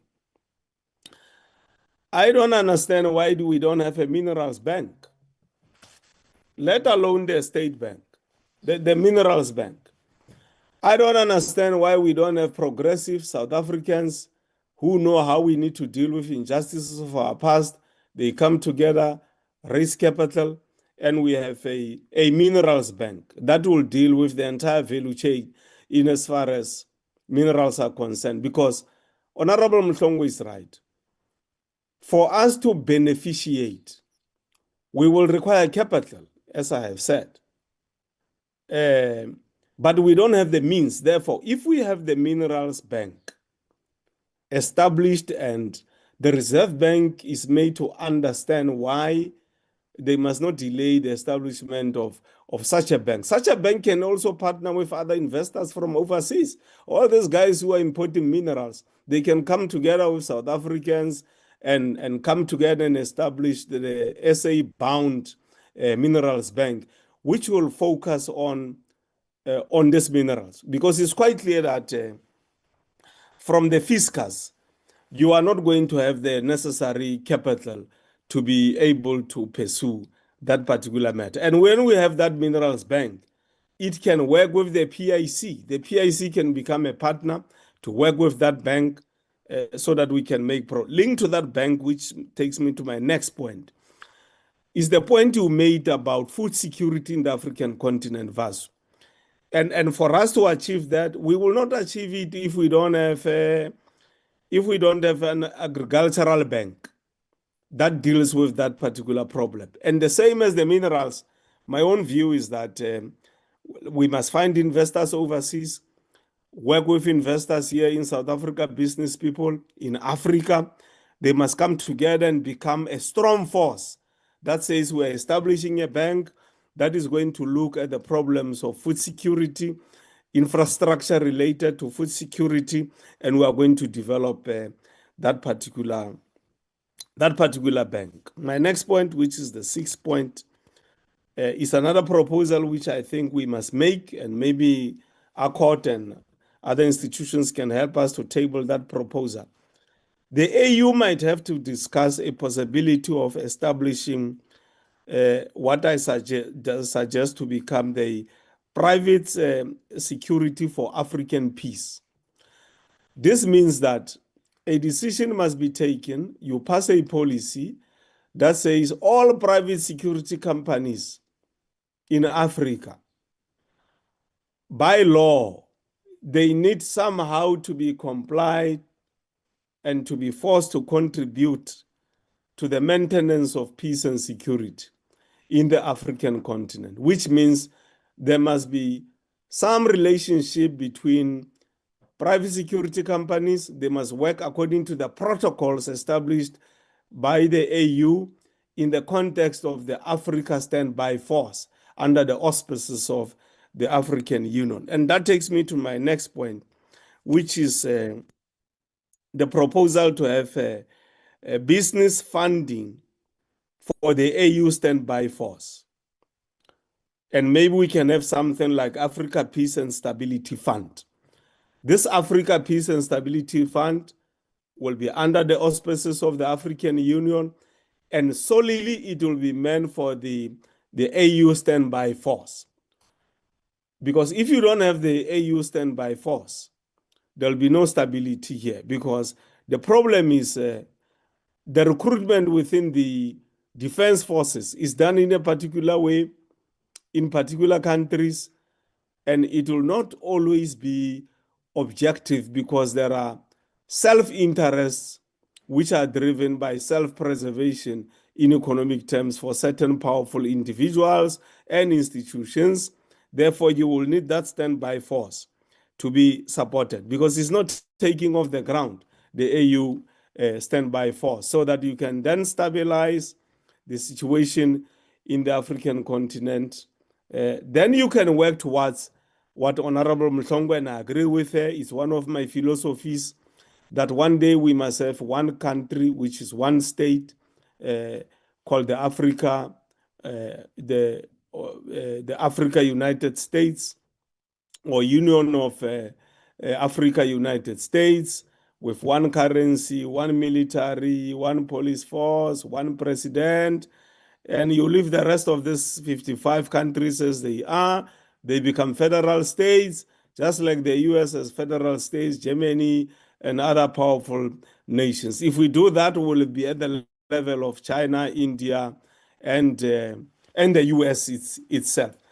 Because if we don't move towards that direction as quickly as we can, this other external interest. I mean, if you look at the recent agreement signed between big companies from the US and in Congo, the DRC, just on lithium, it means they are looking at the next 50 to 100 years. Those agreements are already signed. It was done about 2 weeks ago. If we don't have one United States here, because people hide under sovereignty, and that you can't undermine the sovereignty of other countries, you are going to have self-interest in economic terms, allowing for agreements like the ones you have, which were signed 2 weeks ago by Microsoft and other companies which are coming from the United States of America on lithium. Over to you, Vasu. Those are my views, my brother.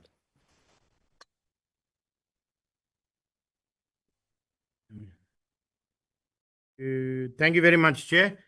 No, I agree with the first 3 points you made on the economic approach, definitely. And I would like to hear more about your minerals bank. It sounds like an innovative proposal.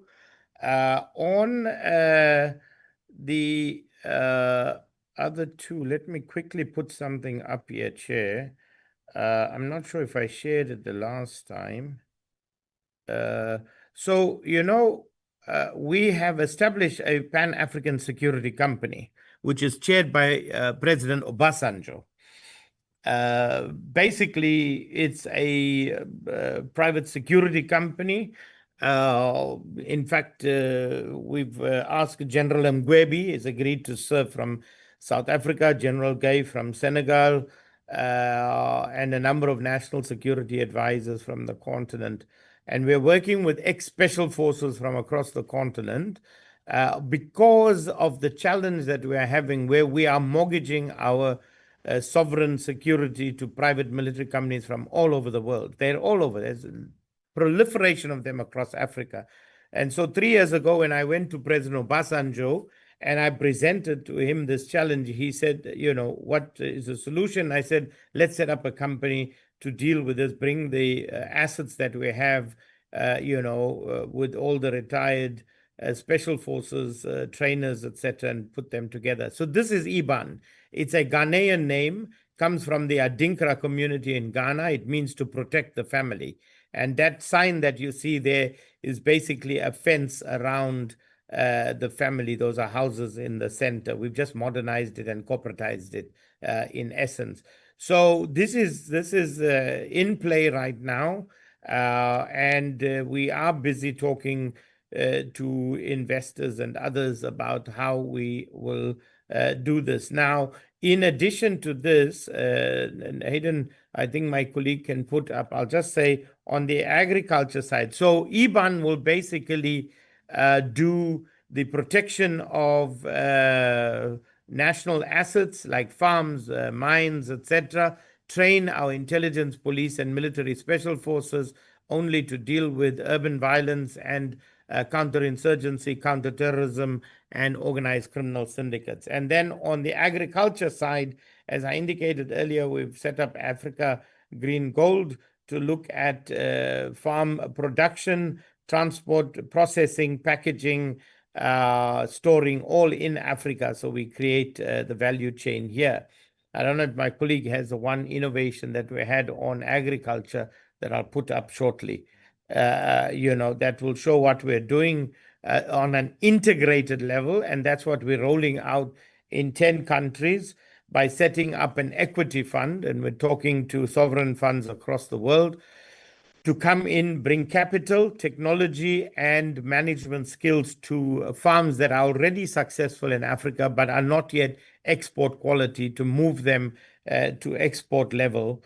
But we're looking at an integrated approach where we don't only have agriculture farm, but on the agriculture farm, we also have a solar farm. So we're taking care of food security, energy security, and we have a data center that will go onto the farm that will look at data security. So we're looking at an integrated model that comes together, brings food security, energy security, and data security all in one. Now, I'm just going to go out of this and see if my colleague can share the one slide, if he has it. You have it? Okay, he's going to just try to share it, and I'll show you what we're trying to do on a fairly innovative level. We've already discussed with the many governments across Africa, and we've discussed also with the United States, with China, and with the Gulf countries. And that do you have share? Okay. Okay, he's going to put it up in a second. Okay, in the meanwhile, I think, yeah, is that yours? Yeah, that's you. Okay, just maximize it.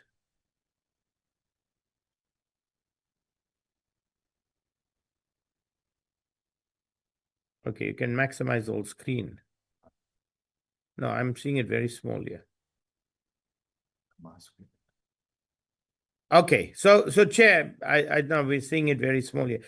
What we have, that's what you're seeing, Africa Green Gold. You see, that's an agriculture farm. Around it, what you're seeing is solar, and in the center, what you're seeing is a data center. So that you have three separate streams of revenue for the farm.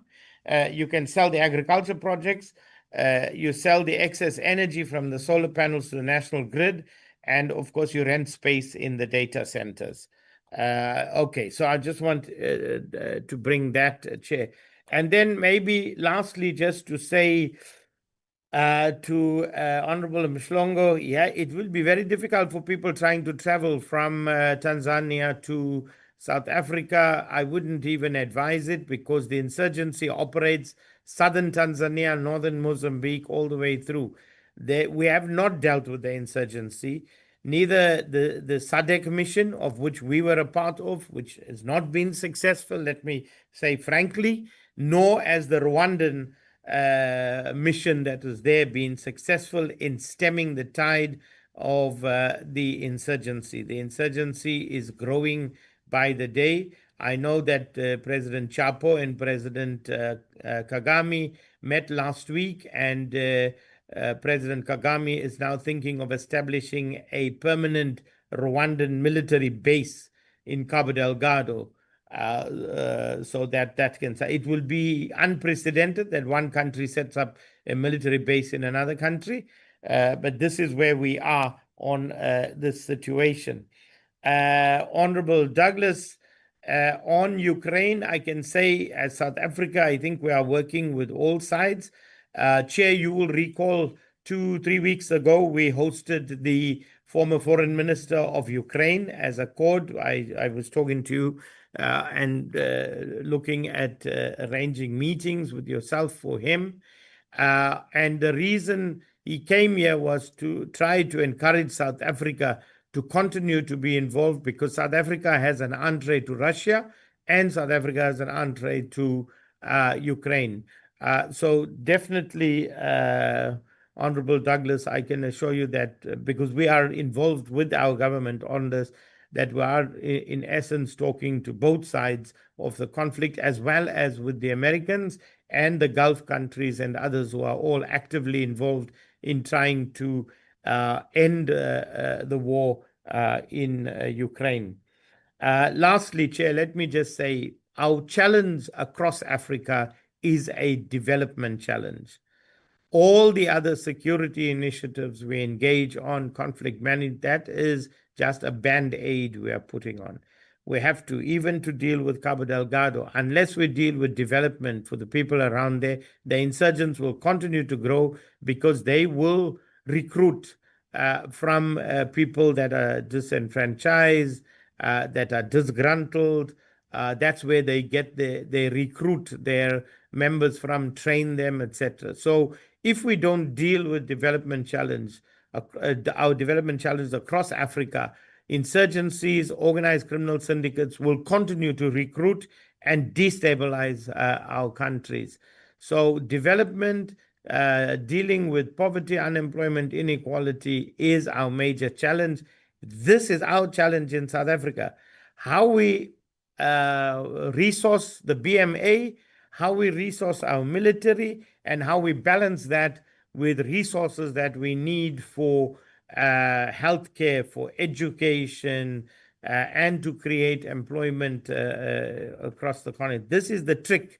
And that's why you are there as parliamentarians. Your job is to sit there to balance the budget, to make sure that we have a country that is attractive to investors, that gives confidence to the private sector in our country to unlock the huge amounts of liquidity they're sitting with in their bank accounts. They need to unlock that and invest in the country.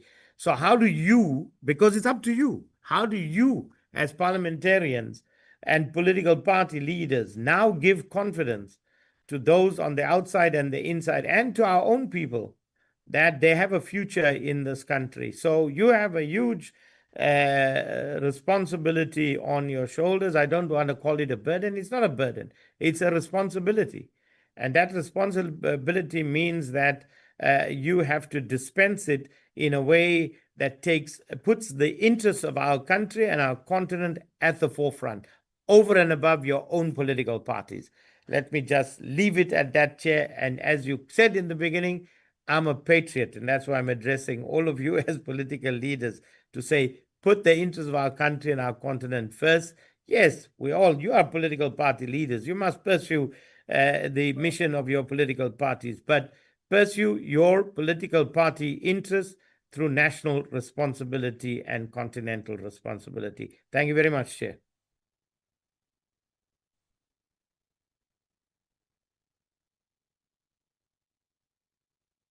Thank you, Vasu, and I like those closing remarks.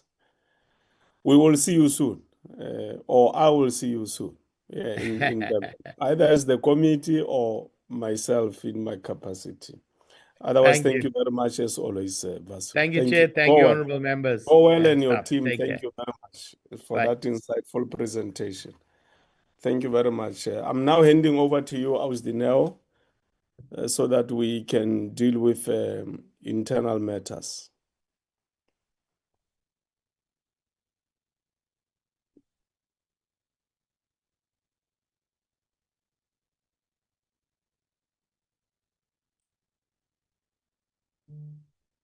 Lubabalo?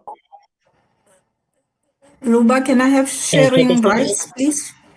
Yes, I was just saying you guys I give can. you sharing rights. Okay. I've given you sharing rights.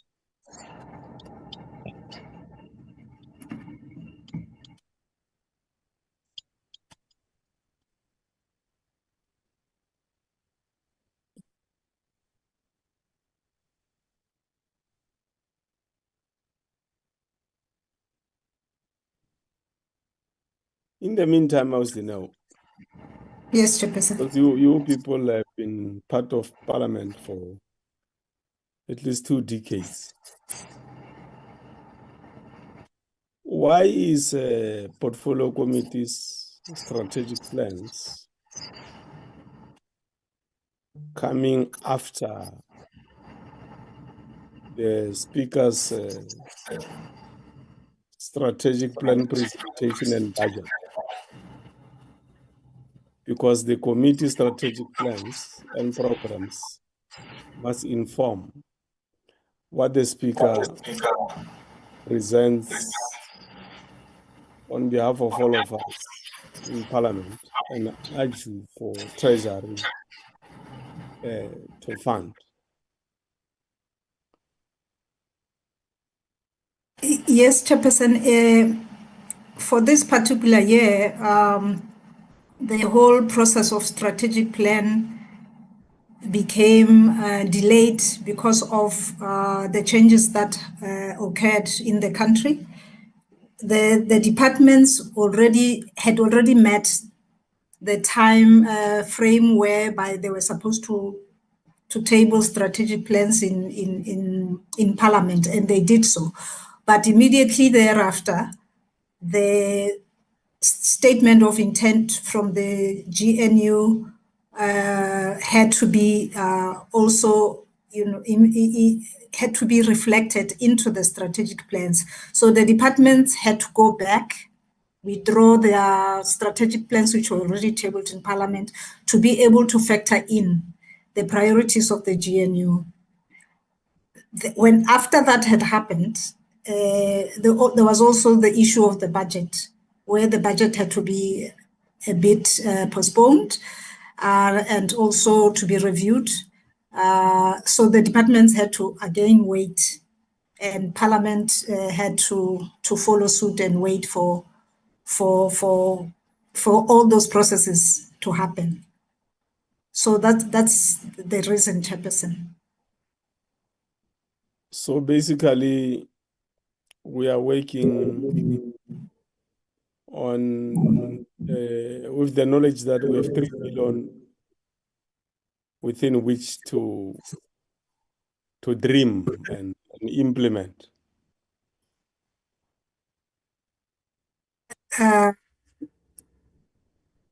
I got the budget for every committee as adopted in Parliament is 3 million.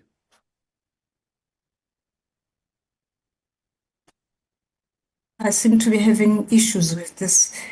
Yes, Chairperson Luba, can you flight the presentation while I seem to be having challenges Yeah, with no, I have a challenge with my laptop.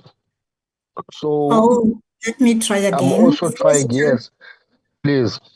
Chairperson, with regards to the issue of the 3 million share, it's a new thing that it's being piloted. So I think the Speaker's office wants to see if they can use the 3 million as a baseline, but most committees have already been complaining to be exhausting their budget so far, Chair. And we still have the first term of next year. Much of it will have your oversight period. So whatever we're going to do here today is within the 3 million. It's within the 3 million, Chairperson. It's within the 3 million, Chair. Some committees, Chair, opted to go to hotels, but it is at their own expense of compromising their oversight expenditure.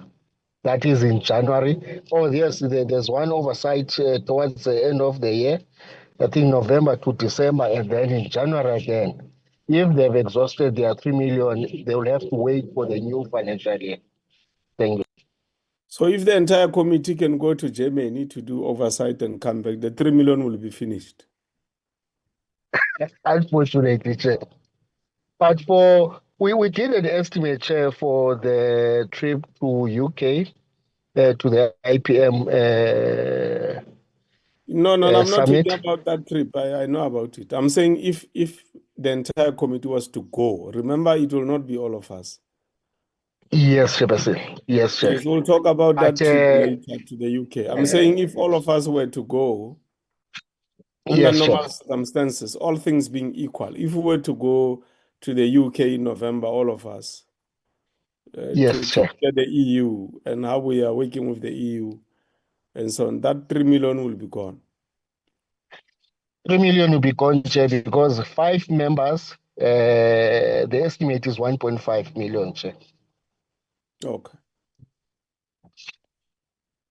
Thank you, Chair. Right. You can proceed. Who is going to present? How's the now? Over to you. And members, we did receive this thing. How's the now? I just want to warn you in advance. We did receive it and we read it. Is it visible on the screens, It was there, it Chairperson? disappeared again. It's now your name. I'm just saying We did receive it and we've got it in our gadgets. So two things would happen. If you are struggling to flight it on the screen, we'll use our gadgets because we've got it, we received it yesterday.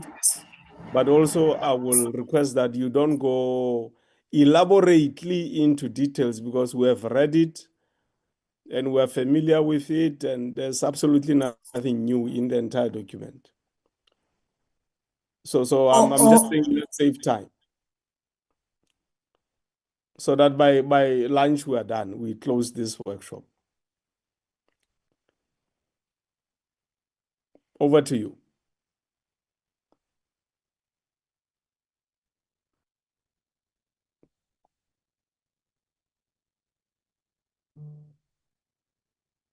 Ostino has disappeared now.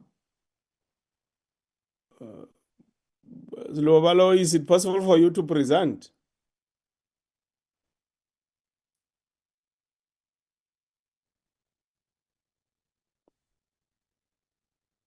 Heban. Lubabalo also has disappeared. Honorable members, this document was sent yesterday to all of us, and I'm sure we familiarized ourselves with the document. Now that we don't have Lubabalo and Ausdino on the line, I will try and present that document. I am here, Chairperson. It's I don't know what's going on with the screen, Okay, which I'm over trying to to you. share it. Okay, Chairperson, I'll be talking to the one which was sent this morning, then Chairperson, to cut the long story short. If members have that one. Yes, we've got it, the yellow one. The yellow one, yes, Chairperson. I think that one will be quick. All right. Proceed, my sister. In terms of the APP, Chairperson, as we have already explained why it's coming this late, and the strategic plan, what we are going to have, what members are going to be expected to do is to come up with the annual plan for the remainder of the financial year from now up to end of March, because we have already done the rest from the beginning of the year. So members will be focusing on what they identify as priority in terms of what is the time left from now up to the end of March. That will be for the APP. Now for strategic plan, Chairperson, it's for 5 years. So we align ourselves as a committee of parliament with parliamentary priorities and also the strategic focus of parliament. And for this year, for the 7th parliament, the priorities of parliament are to strengthen oversight mechanism and also enhance legislative processes and public involvement, improve public office appointments, and improve international engagement. So what is expected there is that the outcomes should be improve effectiveness of parliament and also the increased government responsiveness and impactful lawmaking, and then meaningful adequate participation by the public, and also enhanced member capacity. So when it comes to our committee, when we align ourselves with what the priorities of parliament are for this year, there have been identified, I mean, for the 5 years, it has been identified according to the directive that we got from the House chairpersons. For this year, the priorities are on infrastructure development and also in reviewing of legislation that is relevant to the sector that each committee is responsible for. So Chairperson will come to that.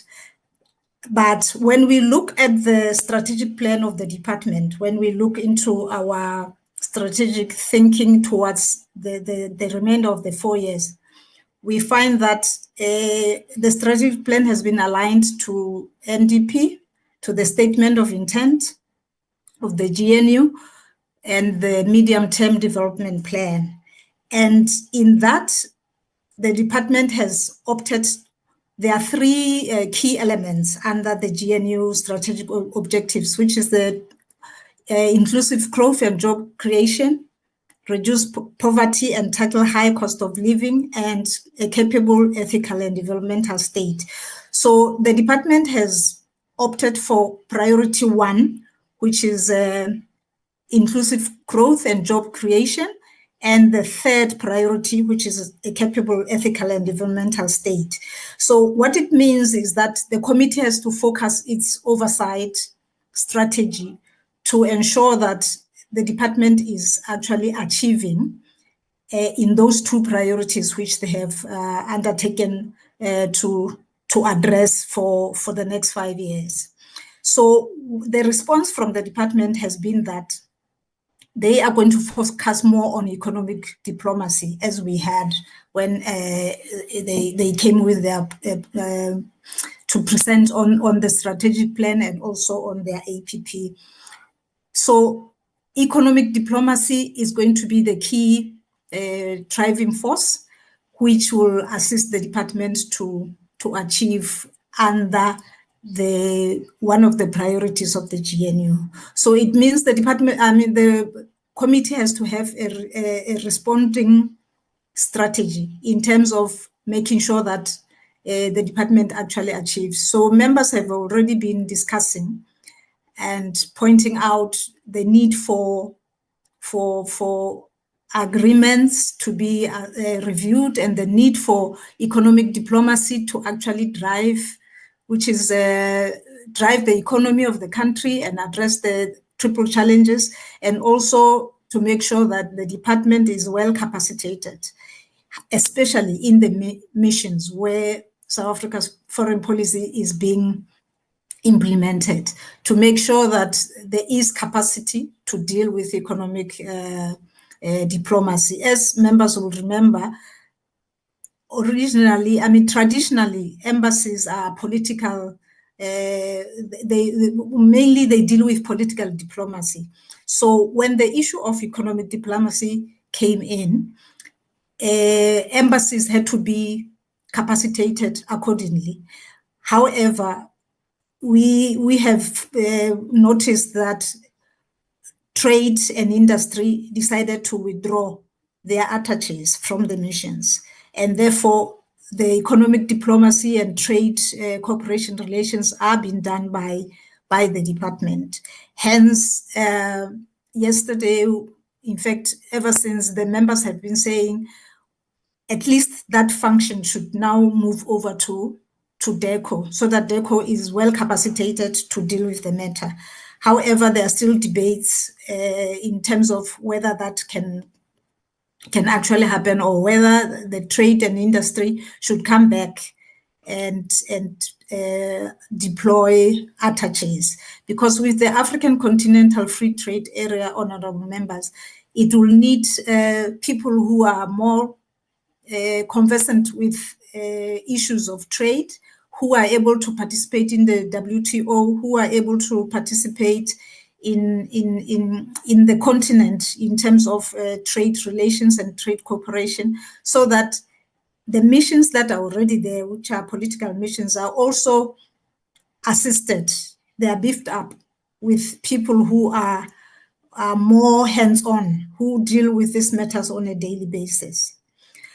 And the fact that South Africa has got membership in different forums, which are economy development-based, trade-based, BRICS on its own, G20 on its own, IFSA, all those organizations which South Africa is part of, they have a common baseline, which is trade promotion, trade amongst those countries, and investments, attracting FDI, and expanding market access. So all those elements need to have capacity in the missions. Now, I'll go straight into the yellow part, Chairperson, where now we are talking about the APP of the committee. So one of the goals of Parliament is to, as we have already indicated, is to enhance Parliament's oversight and accountability over the work of the executive.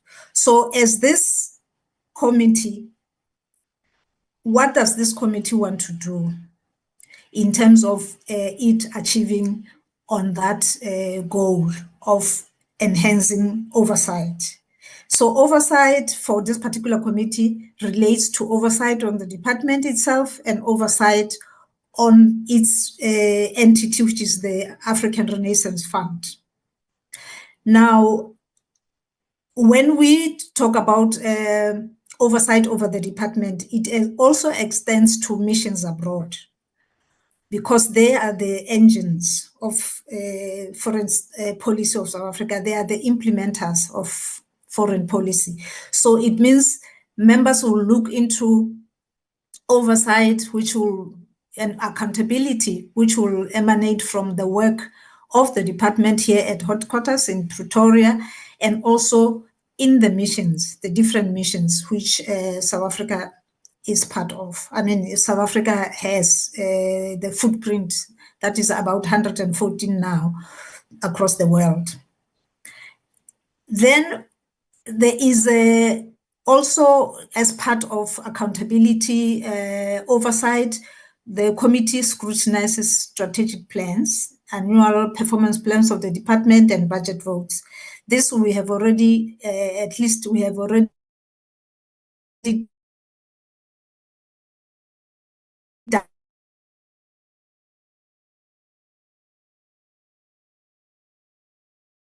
done.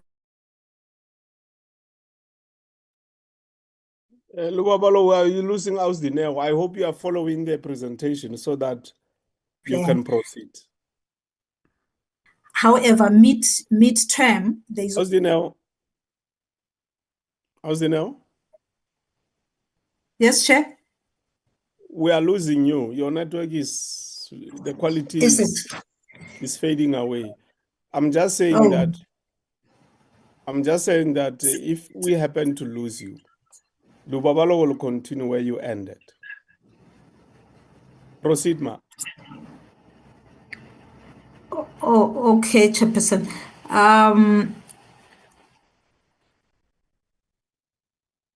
Is the chair now able to hear me? Yes, proceed, Ausdina. Okay, Chairperson. I was saying, in terms of strategic plans and annual performance plans and budget votes, this is what is a standard measure that the committees of Parliament consider every year in terms of, what the plans are for the departments, different departments that they are responsible for. So this we have already done, and the strategic plan for particularly this year, we have already done because of, it's the beginning of the term of the 7th Parliament. So that was also covered. In terms of now, while we are still doing accountability and oversight, then the committee also had to monitor the department and its entity in terms of their expenditure performance against set objectives on a quarterly basis. This is where the committee would call the department every quarter to come and account in terms of what has happened, and so that the committee is able to monitor and track expenditure trends of the department and see whether there is any gap in terms of aligning the budget to the objectives. So that is something that happens all the time. And then scrutinizing annual reports. This is what the committee does. It scrutinizes annual reports when the committee is able to assess progress in terms of what the department had set itself to do for the year, and then or whether, you know, they have spent the budget accordingly, and what progress has been reported in terms of performance. There's also, in terms of oversight and accountability, the committee also engages stakeholders all the time, so that the stakeholders come with their independent views, so that the committee, by the time they meet the department, at least they would have had an insight into what is out there. The challenge with this, the mandate of this committee, is that the mandate of the department is very unique, and then it is conducted outside the borders of this country. And then the committee has a challenge of the oversight model.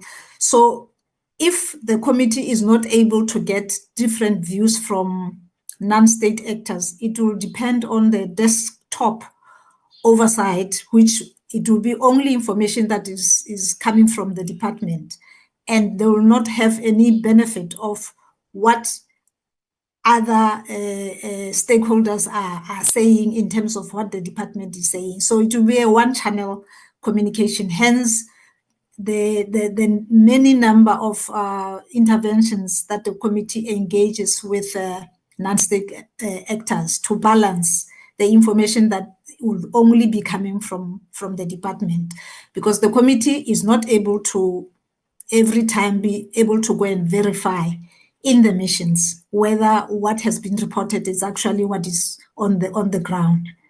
So that is the reason. Now, in terms of tabling of reports, that also is done on a regular basis. And then now the committee has adopted a mechanism. As you will remember that actually the Constitution says Parliament has to develop mechanisms which will assist it to conduct oversight. So all the mechanisms is the decision that Parliament has to come up with. So this particular committee has come up with a mechanism, which is the people-centered approach, because of the challenges which the chairperson alluded to yesterday, that a desktop approach has not benefited the committee. So the committee is going to the people to understand, so that people are able to have input into how foreign policy of South Africa is firstly conducted, formulated, and applied.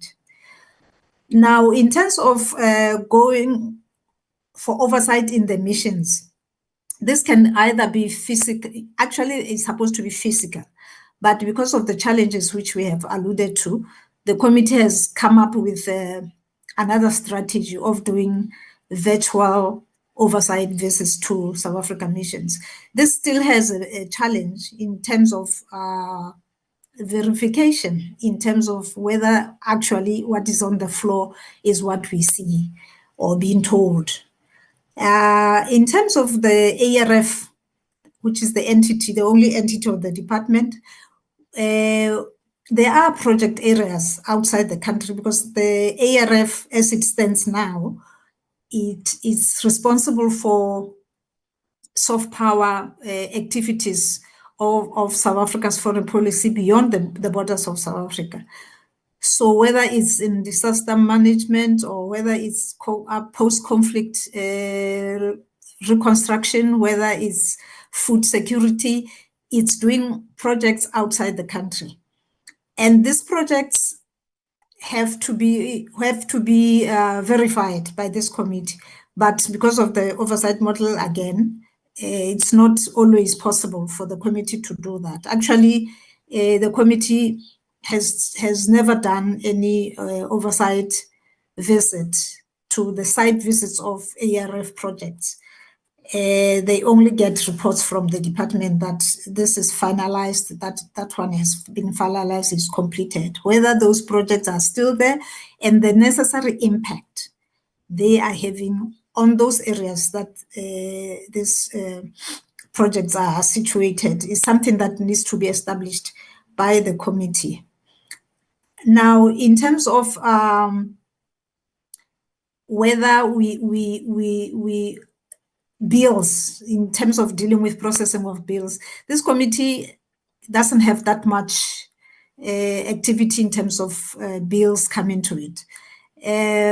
So what Parliament's priority is for this year is to review existing legislation. So members might have to look into the legislation that DECO is responsible for. There are only 4 pieces, and look into how either review or actually monitor.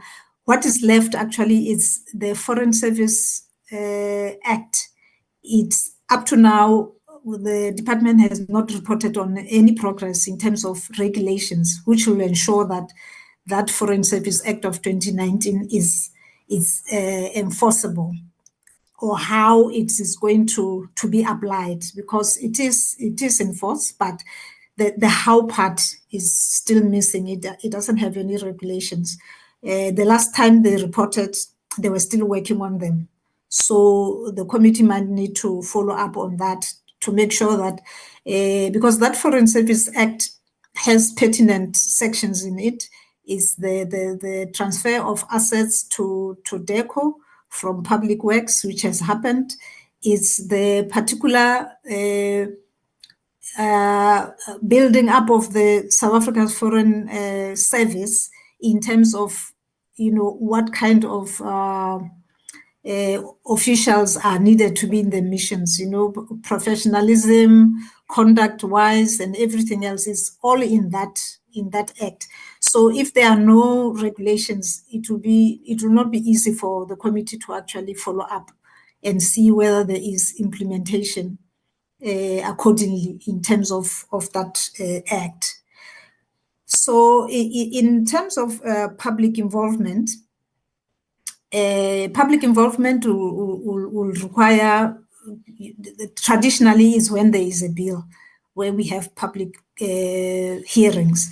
But the committee has come up with innovative means of having public awareness sessions, like people-centered, and also outreach programs, which in the 6th committee, in the 6th parliament, there were 2 only were held in the provinces, Western Cape and Gauteng. So now that there is people-centered, it will be part of that outreach program, which the committee can embark on, so that at least there is engagement with the people on the ground, and there is a process of public awareness in terms of what the work of this committee is, and what South Africa's foreign policy is bringing to the people on the ground. And then issues of press releases and media briefings, those are done often. So it has to continue, and the committee still has to address itself to how many times they would like to have that, and addressing which issues and how often, and to which media houses, how wide, is it provincial, is it national, so that at least there is a public awareness in terms of what in order to realize participatory democracy.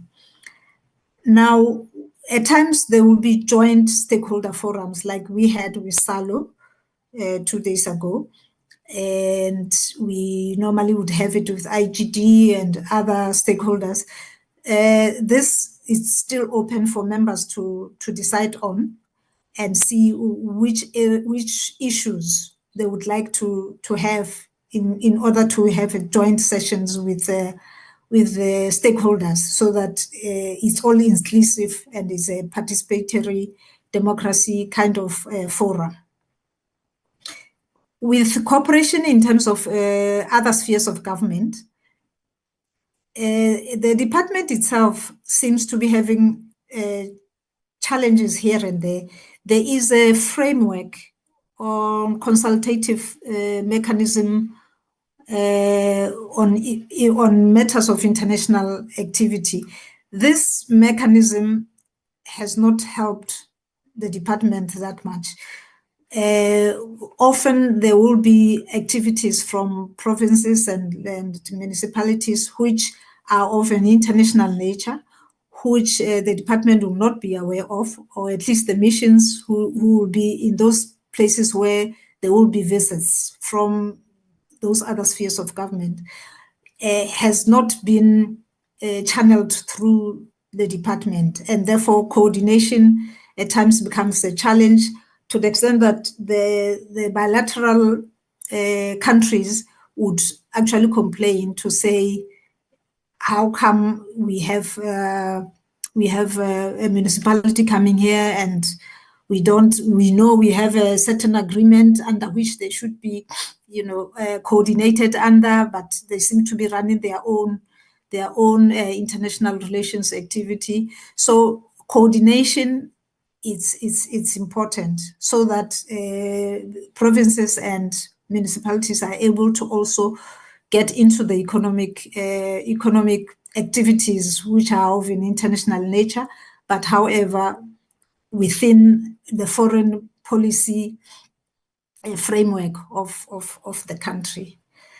Now, in terms of meeting with other committees relating to the committee now, it is the rules of parliament actually provide for conferment.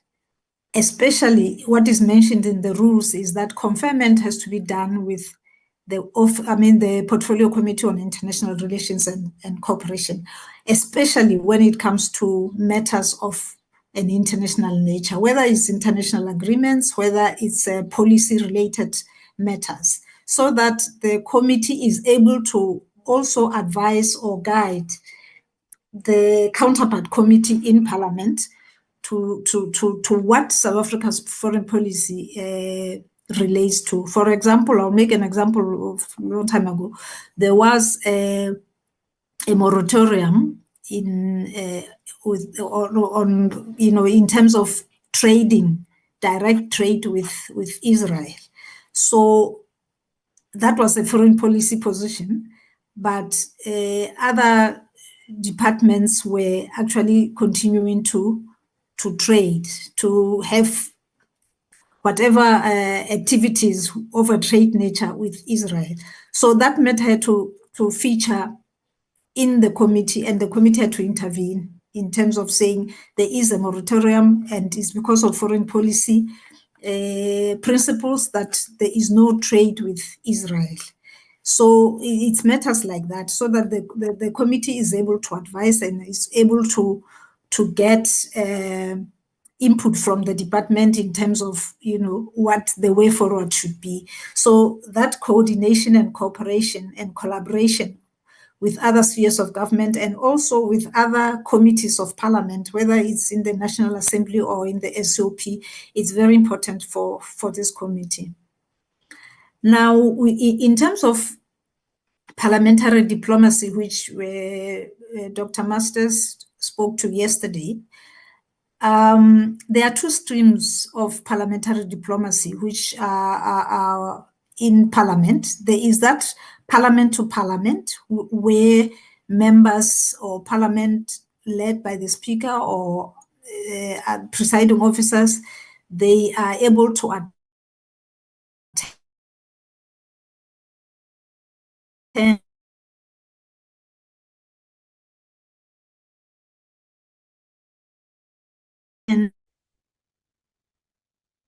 We're losing you again, Austinel.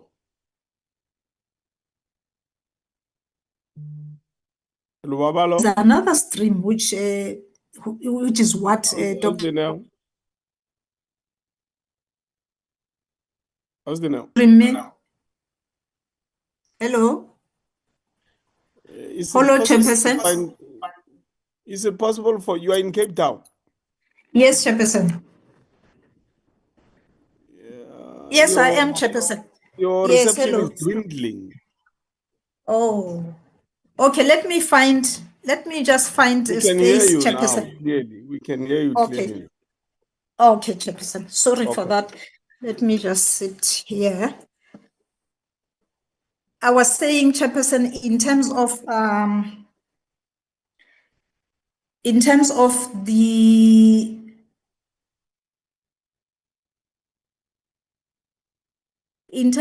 what Dr. Masters was saying yesterday, in line with parliamentary diplomacy, I was saying there are two streams in the sense that there is one stream which is coordinated by the PJIR, led by the speaker, and then there is another stream which is basically oversight related, which is where this committee has direct interest. This one, which is oversight related, Chairperson, is where now, as a committee, we are able to monitor the structured bilateral mechanisms, which are agreements, international agreements, which the country has entered into with different countries, so that the committee is able to meet with its counterparts, committees in those countries, to assess whether there is a progress and how far the progress is in terms of the implementation of these agreements, which are between two countries. So that one is it's a crucial one, Chairperson, in terms of the committee being able to meet with their counterparts, and also making sure that what the department has undertaken to focus on under the GNU, which is economic diplomacy, is actually implemented. So assessment and also oversight over what the department is the departments of South Africa and the counterpart department on foreign affairs in another country, what they are doing, whether there is progress in those kind of agreements. So that's the parliamentary diplomacy that this committee directly is involved in. It doesn't, it's not, actually recently, I think it's the Committee on Water Affairs, they went to Lesotho. There is the Lesotho Highlands Water Scheme. That is oversight. And unfortunately for this committee, when there are requests to that nature, they are seen as study tours, but whereas they are actually oversight activities, which the committee would like to go and verify and see that actually there is something happening on the ground in terms of bilateral agreements that South Africa has with different countries.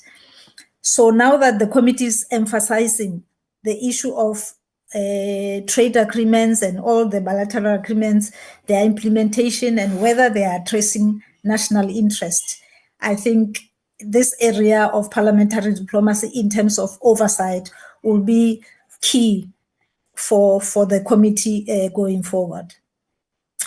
In terms of attending conferences, Chairperson, the committee is supposed to be attending conferences.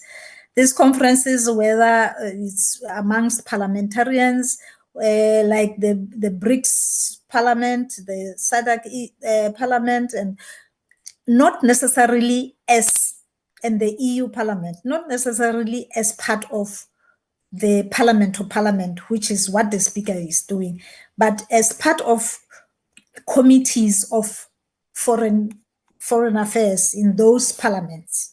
For example, in the EU, Foreign Affairs Committee of the EU has been in touch with the chair.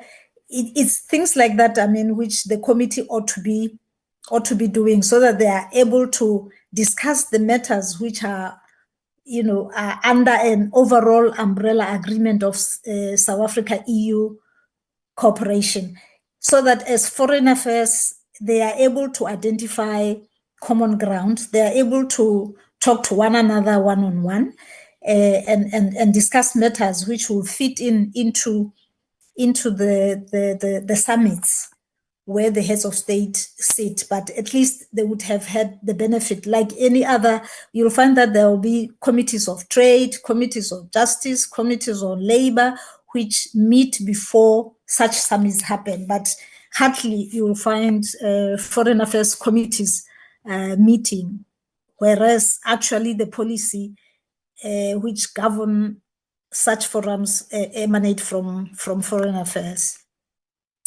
Now, in terms of processing of international agreements, as Chair was highlighting yesterday, yes, indeed, is a constitutional mandate which the Parliament has, and it has to be, in terms of 2312, Parliament has to approve for ratification. So if there are agreements which are tabled before the committee, which needs ratification, the committee needs to consider them. It's either you accept or you don't accept. So instead, agreements come to the committee, to Parliament as a finished product, as members will be aware, especially international agreements, or they come as a finished product where the executive would have negotiated and signed them.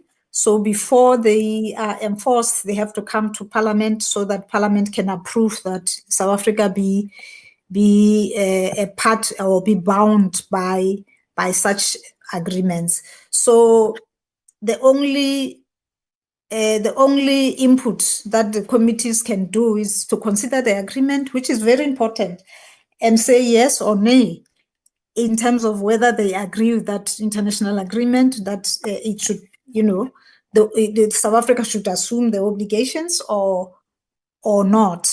The other thing is there is a window for a reservation. That window for reservation is what the members can do. If there is for example, there was one here where the AU protocol had still championing death penalty. So when it came to Parliament, Parliament had to make a reservation to say, except for clause so-and-so, where the ultimate punishment of death penalty is going to be applied, because it's contrary to our constitution. And also where the AU protocol had to do with marriages, civil marriages, and any other, marriage. So in South Africa, since we had union marriages, we had to do a reservation there to say, the committee had to do a reservation to say those are marriages which are recognized as marriages. So it's issues like that. So what it means is that the committees have to have time to consider these agreements and examine them, scrutinize them. And if there are reservations to a particular clause, they should be able to do so. If there are the entire agreement, they're not agreeing with it, they should be able to do so. If they are agreeing with the agreement, they should be able to do so. So members, now that they are insisting on, the members are emphasizing on international agreements so that we focus on them and see what we have so far. And also section 2314 says implementation, domestication of this agreement. So what needs to happen is, once the agreement comes to Parliament, Parliament approves it, then the government goes to issue an instrument of ratification to be bound by this. But for it to be enforceable in the courts of the country, it needs to be domesticated. And that means it needs to come back to Parliament as an act of Parliament. So before that happens, these agreements are binding South Africa internationally. When you come here, it will just be because our courts are very strict, and they look into the obligations that we have undertaken. But we need to align ourselves to the Constitution, which says in order for the agreements to bind South Africa internally, they have to be domesticated. The ICC, if I give just an example for members to the ICC Act, Statute of Rome, it was adopted. I mean, it was approved for ratification by the Parliament, and there was an act of Parliament, the ICC Act. Hence, that act is applicable even now in South Africa, because there is an act of Parliament, the ICC Act, which applies the aspirations of the ICC statute. So before that happens, the courts are not able to challenge the executive action, or Parliament to challenge executive action without any basis, because that's what the Constitution says. So in terms of international agreements, Chairperson, I think that will be it. And then now that there is the department has undertaken to pursue priority 3 of the GNU, which is a capable developmental state. The committee will need to look into that in terms of what the department is doing. We know the department has issues in terms of its capacity in the department itself, and if you don't have the number of warm bodies that need to be doing critical jobs, that in itself is a challenge. And there is also the issue of compensation of employees. So the committee has to come up with a strategy whereby you're going to link the issue of critical positions which are existing in the department, now faced with the compensation of employees, which is above the ceiling as put by National Treasury. So what it means is that the committee will need to balance its strategy in terms of how oversight, focus of oversight is going to be, so that they're able to at the end of the day have a department which is functional and which can still achieve, even if it's with less. But with the amount of vacancy, the high vacancy rate, especially on critical positions, that means the committee has to assist the department in terms of addressing that. And then there is also the issue of international study tours, which the committee will decide to undertake in order to learn best practices. There are many options for study tours. One which is common is when there is legislation. For example, if the ARF bill comes, the committee might want to go and benchmark with another country or countries which already have development agencies that are operational, especially maybe in the BRICS countries or in the West or West or East or Africa, so that they can come up with a best model which will champion South Africa's development assistance. In fact, even on that one, honorable members, when it comes to Parliament, it becomes owned by Parliament, the bill. So the committee still has a constitutional right to either change whatever the department is going to present to them, especially the model. If the model that comes to Parliament is not the model that the committee would like to see in terms of what development assistance agency should be.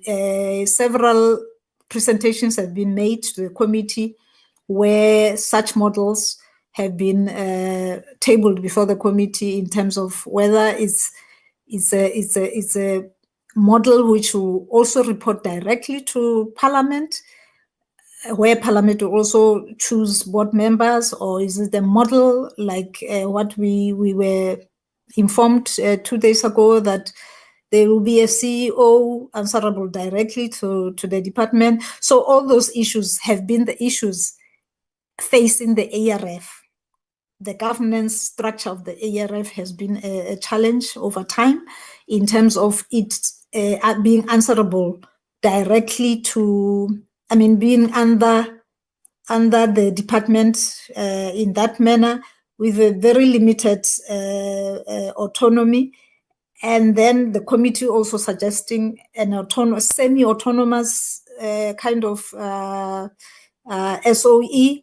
So these are the issues which members will have to look into once the bill is here, and also benchmark with other countries in terms of how such development, especially now with the emerging powers in the South, so that South Africa is not far off what is happening within the global South.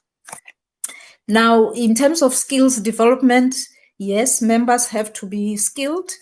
Capacity building programs, which will be attended by members, which can be like Advocate Vasu was already offering.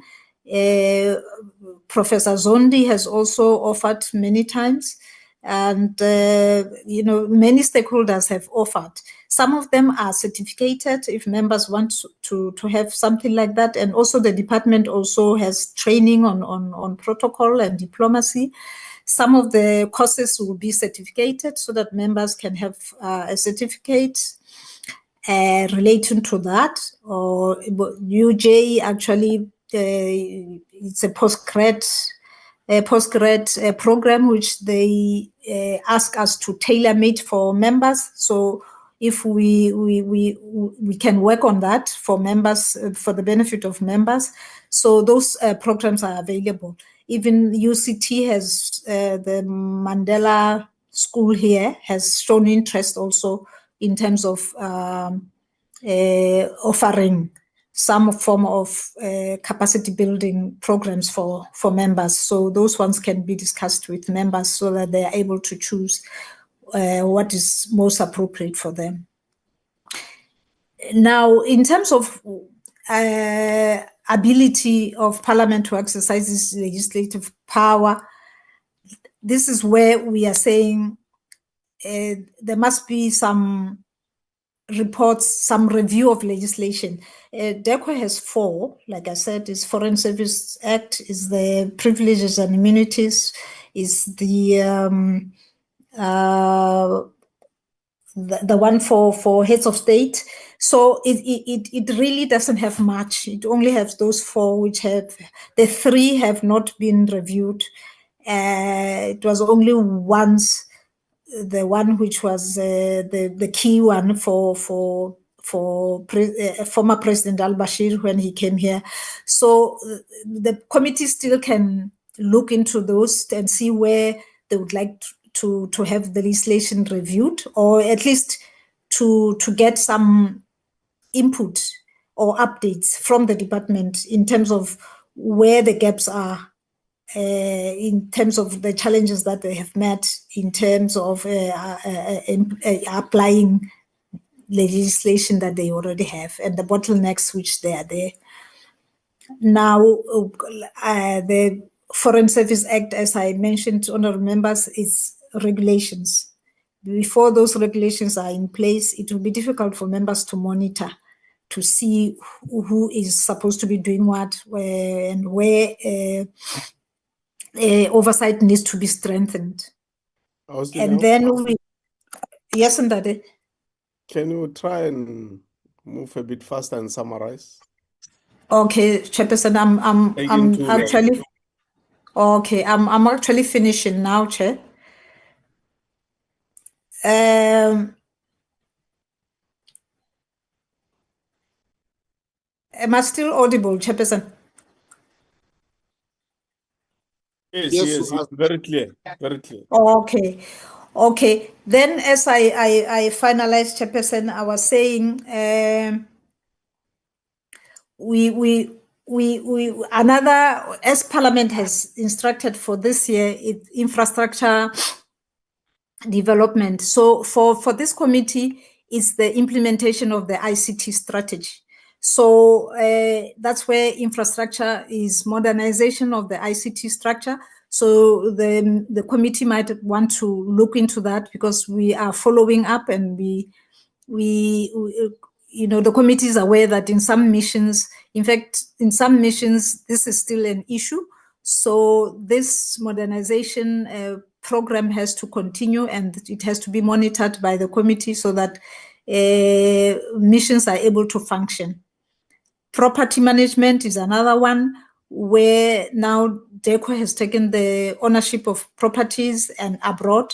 So maintenance and also rationalizing in terms of where these properties are located. At times you find the department renting properties where they already have properties. So these are the issues which the committee is looking into. Then budget constraints of the department, which is doubly impacted by foreign exchange fluctuations in the missions, especially because that's where the bulk of 60% of the budget is being used. So these are the challenges which members would need to see how best they can address. At one point, it was with the National Treasury that the committee might call National Treasury so that they can discuss this matter at length, because it's a very serious matter in terms of this department now, because the mandate is executed outside the country. And then there's the reports which the committee now say they want, whether it's going to be quarterly or monthly, where there is a report from the department in terms of what impact international agreements they have with different countries have done, which are going to be shared with the members of the public and then reported back to Parliament. And then the recruitment of people who are in the built qualification environment, because now if they are dealing with properties, it means they must have people who are in the know in terms of the built environment. So, Chairperson, others are just operational matters which the committee knows: consequence management, supply chain issues, but then there is review. The committee still has to also look at review of strategies by the department in terms of alliances, if we have had, whether these alliances which are current with the department now, whether they're still relevant, most of them, whether they should look west or east or south, whether they should still be in the west but review their strategy in line with the geopolitical developments. So all those issues are what the committee will need to look at so that they are able to advise accordingly. I think, Chairperson, I would like to stop there, Chairperson. Thank you, Chair. Thank you very much, Ausdina. Is there any addition from your members of the team? Yes, Chairperson. I think Luba will talk to how many weeks are left now. How many weeks are left?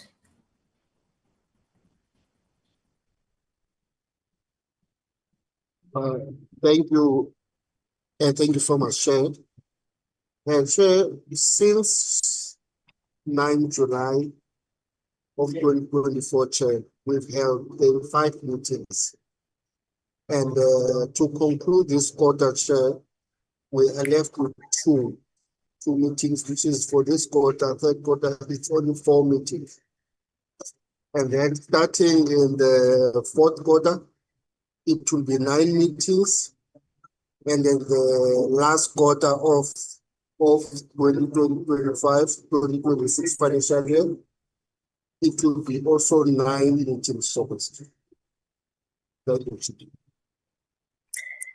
Luba, through you, Chair, also please highlight what possible, how many oversights periods are available, whether it's 1 or 2, so that members are able to also focus on that.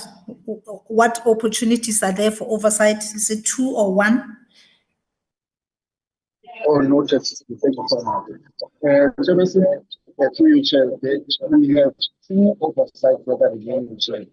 The first one is at the end of the fourth quarter, And the last one was in the financial year during the first quarter, around January to Feb.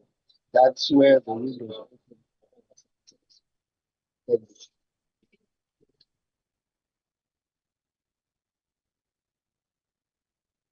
Okay. Can you brief the committee about the EU invite?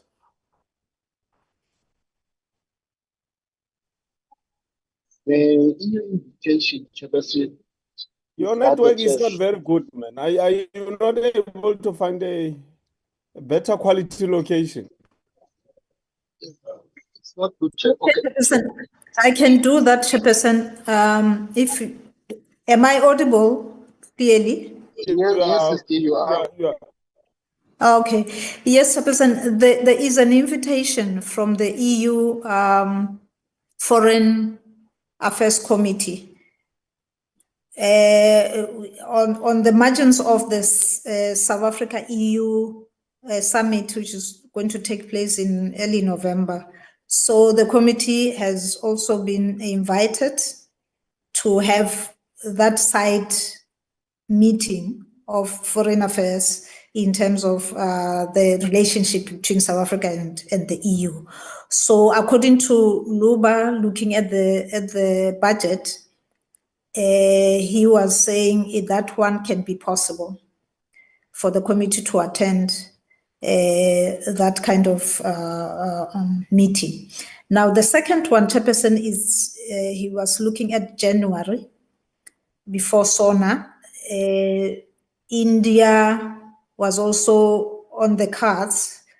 Anyhow, we'll still leave it to, it was an agreement from the previous program. We'll still leave it to a decision.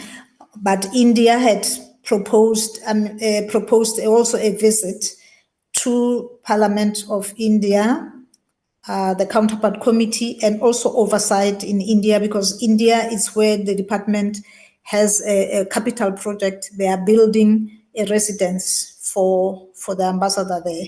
So, and there are many activities of economic diplomacy nature of companies in India doing business in South Africa and vice versa. So those two, Chairperson, were the ones that could be possible for this year, for the remainder of the two oversight slots that are remaining. Thank you, Chairperson. Okay, thank you very much, Honorable Member. Are you done, Ausdinawa and Lubabalo? Yes, Chairperson, we are done. Okay. Yes, honorable members, there we go. There's basically nothing new in the presentation. I will just like to see if members have got comments or some questions. Ndate Datlas? Hi, Mr. Chair. Sorry, let me put my camera on. Thank you very much. I think some of the challenges that was raised by the team and by the APP is something that we really need to look at. One of the main issues that I have a problem with would be things like the virtual versus physical oversight visits. For me, that is a challenge. And I think when you look at DIRCO's APP, it commits to a people-centered mechanism, Mr. Chair. Virtual briefings are not oversights. We went to China and we had a virtual oversight, a physical oversight. What we uncovered in China was very different in person than it was via the virtual visits that we had. We had, I'm not sure how many, I think 20 oversight visits. I'm not sure, Mr. Chair, but we had quite a few virtual oversights, but you don't get a sense of the people. You don't get a sense of the challenges on the ground, and you don't get a sense of the people involved. You don't get that connection. And then we also don't get that time for interpersonal connection with the people of that country. You only get on our virtual tours interaction with our own staff, with our own embassies. So I would like to see more of that, Mr. Chair. And then ARF funded projects with billions of rands remain unverified. So that leaves us exposed. We need to go there. And if we are saying that we truly are signing off on billions of dollars on projects on the continent, there's the African Renaissance Fund. But we as members of parliament in the entire year that we've been here have not gone to a single one of those and not verified it and not seen it with our own eyes. as the people that have the fiduciary responsibility as our MPs to go and make sure that those things are utilized in the greater interest of our national interest as South Africa. So if we're signing off things from a fiduciary perspective and saying, yes, no, we are happy with the funding of the ARF through the DIRCO budget, we need to have some kind of real oversight mechanism, Mr. Chair. So we need mandatory in-person site visits for all ARF-funded projects before approving further dispersals. We need a clear budget ring-fenced within DIRCO for physical oversights. So if we can have a budget, yes, I heard about the 3 million rand, that's a drop in the ocean. But if we can find a way to subsidize our travel with an invitation from a host country, like we did in China, we went there and there was a lot of support from our host country in terms of getting us there. And we collaborated that with the site visit over our Chinese embassy. So it was a cross-pollination of funding. And I think that's something that we can look at as a true solution to our problem. But should we raise funds, Mr. Chair? Is that kind of the option? Must we get sponsors for the work that we're supposed to do as members of parliament? Because that is where we are at. Where if in order for us to do our work, in order for us to do oversight for all of us to go and see what's happening with taxpayers' money, we get told we can only do it virtually, and it's because of a lack of budget. And I think that is not acceptable in terms of what we are called to do and what we are sworn to do as members of parliament. The migration from the African Renaissance Fund to the proposed South African Development Partnerships Agency, I agree with Danail that we need to look at these models and go on this study to see how this happens. There's over 5.5 billion rand that's been spent on ARF projects since its inception, but we cannot approve a new development agency while ARF accountability gaps remain, Mr. Chair. So we need a forensic audit of ARF before we need transition to SAPDA, and we need full impact assessments for each ARF project, and we need oversight visits for sites across SADC and Africa. I like what was said about parliamentary diplomacy, but it is being undermined in our current way that we are busy doing it. South African MPs are not attending critical global conferences on foreign policy, trade, security, and climate change. Other departments are hosting inter-committee dialogues, but our committee is absent. Even in the G20 negotiations, even the G20 summits, us as a party, me as an MP, have not been to one G20 event, Mr. J, in this entire year and of our chairmanship. So how is it possible that someone that's in IR as a member of parliament doesn't get invited to any of the G20 events, or whether it's side events, etc.? So that for me is a concern. How are we supposed to participate in something that we are chairing, but we get excluded, Mr. Chair? We need a dedicated parliamentary diplomacy program enabling committee members to attend, and we must be able to attend inter-parliamentary union meetings. We're not even doing that. We must BRICS plus parliamentary forums. There's lots of them. We're not attending. African Union legislative summits, that's there. We're not attending.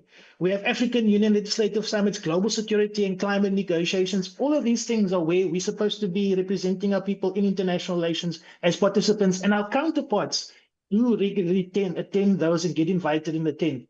So, Mr. Chair, there's a problem if we have that level of exclusion from parliamentary diplomacy as a committee in and of itself, and if money is being used as a means to actually curb us and curb our insight and curb our ability to practice oversight over the executive and over the government, then this is actually a violation of parliamentary law and of our oath of office, Mr. Chair.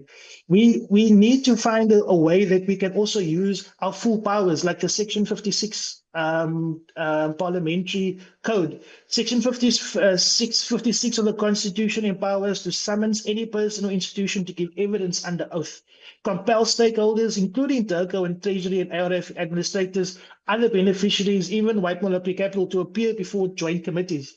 And this is where the NAO spoke about conferment. We have to have a right to confer with other political parties and with other committees in that straddle the work that we are doing. So if agriculture has negotiations around agriculture, let's say they're discussing GMO seeds with the EU, but they're not discussing it with BRICS, we need to know what's happening in terms of our trade agreements and what's being signed off for future generations. Because if another government comes, Mr. Chair, that's not aligned with the GNU's parameters and deals with land justice first, how much of these bilaterals are going to stand, because these bilaterals are based upon stolen land and upon stolen wealth and upon unjust system. So when we deal with land justice and land reform, like our people want us to immediately, whether it's now into 2026, 27, 29, we need to make sure that there's a continuity, and that we as opposition parties have an input into and an oversight of what's in those agreements. Because if not, it's just going to be a matter of canceling them and starting all over again.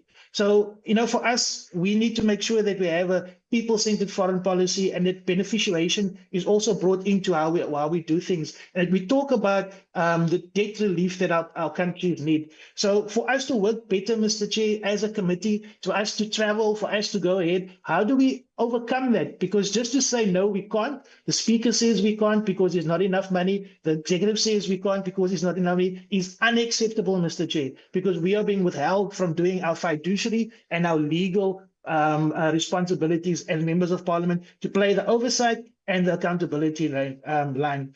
So oversight must be physical, it must be funded, it must be people-centered. Parliamentary diplomacy must be revived, and that we may need to use our Section 56 powers, Mr. Chair, in order to summons people to address issues like the lack of, for instance, we've had a lot of talks today about the military and about Cabo Delgado, about the Sudan, about the DRC M23. We've had all these talks. These are things that we need to also have with, for instance, the Defense Committee and others. So South Africa cannot afford a foreign policy of exclusion. Without the people, we can't be. We are the representatives of the people. The representatives of the people are not allowed to see what's going on behind the closed doors of trade agreements, bilateral agreements that has a direct effect on us and then subject us to poverty.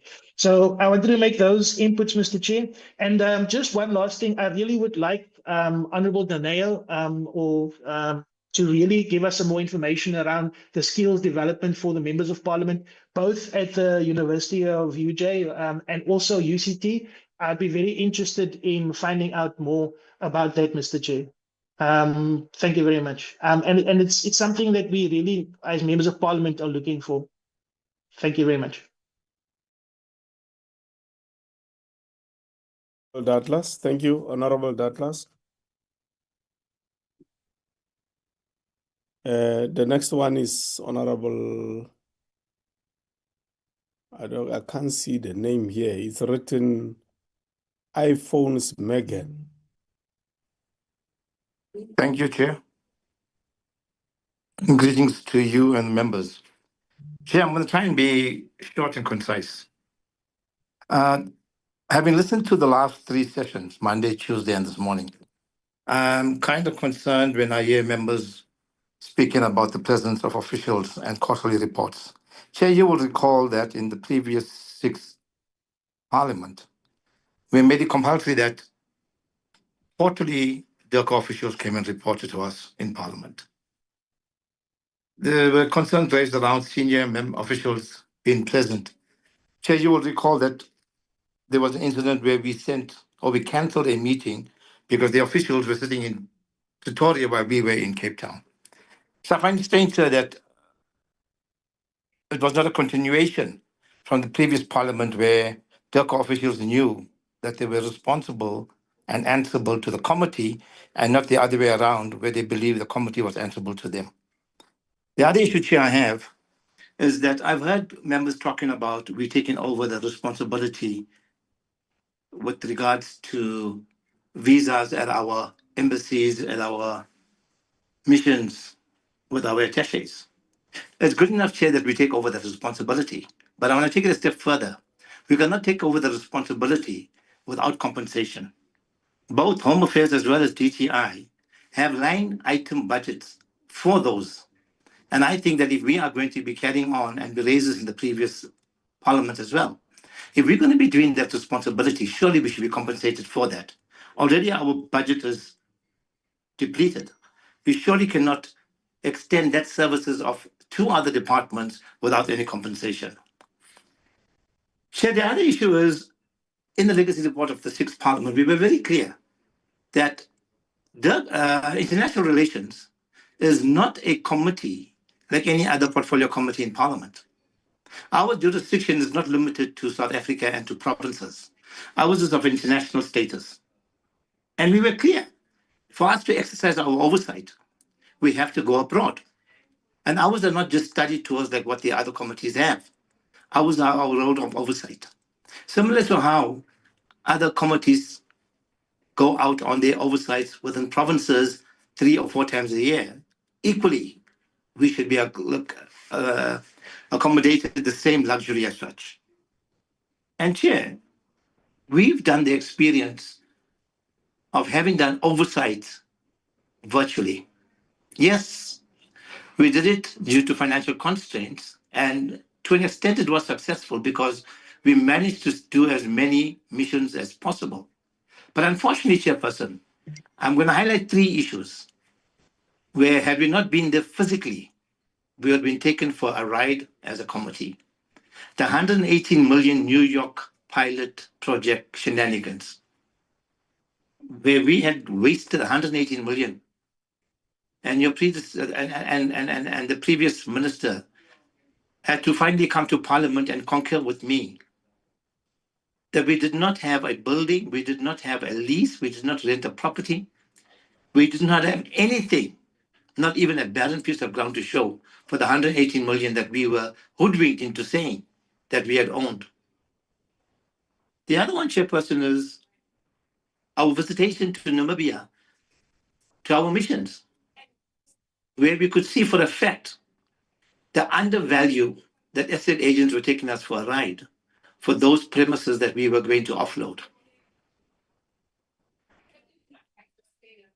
And then, Chairperson, on our oversight visit to Germany, to Berlin, had we not been there in person, we would not have experienced the issues our South African employees were experiencing at the hands of the German-based delegates dispensation.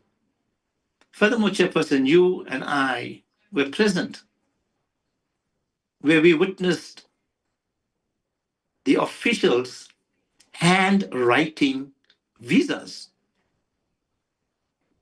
Now, surely if we are going to be expected to do our oversights virtually, how are we going to unearth these issues that are happening there? Then our oversight is both fruitless and wasteful. Chair, I'm surprised we're still talking about the ITC challenges and the implementation of the ICT strategy, which we as a committee had taken a decision in 2020 that had to be enforced. And now when I look through the handout that we've received, is that there's still an issue that's outstanding. And Chair, you will know that in the 6th Parliament, we took pride in the fact that from 2015, within a couple of months, we ensured in the first 100 days, we got the Foreign Service Bill to be approved in the first 100 days. And now, Chair, that was in 2019. We're now sitting in 2025. And we're still having issues around the processing of the Foreign Service Act. Surely, Chair, there should be some urgency in which these matters should be expedited. Also now that the properties that we've been fighting for in the 6th Parliament, that it should be falling under DIRCO and not Public Works, because it's our properties and we should be exercising it. So we were given responsibilities, yet we were not given the tools of trade and finances to control those. So, Chair, my concern is, and I believe seriously that the NEO and them need to at least put together what the 6th legislative report was about and what have we achieved since then. Because clearly, if we are going to reinvent the wheel, it's going to take us another 5 years, in fact, this entire term, trying to go back and do what's already been done. And clearly, Chair, the previous speaker as well, the Honorable Douglas, made mention about oversight and how it was that in China, it had not been there. And it's the very same thing we had raised. So surely we are, sorry, with the charger.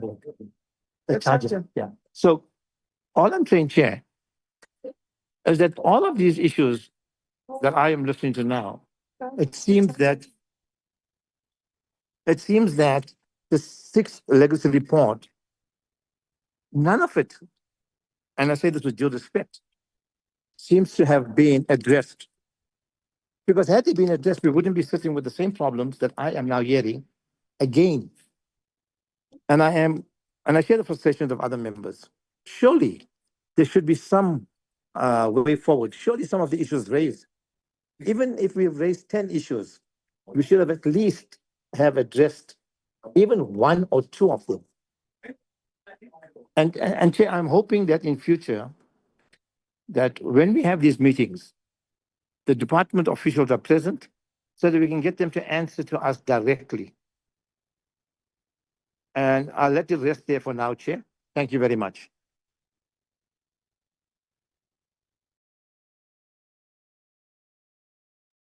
Thanks, Honorable Chetty, and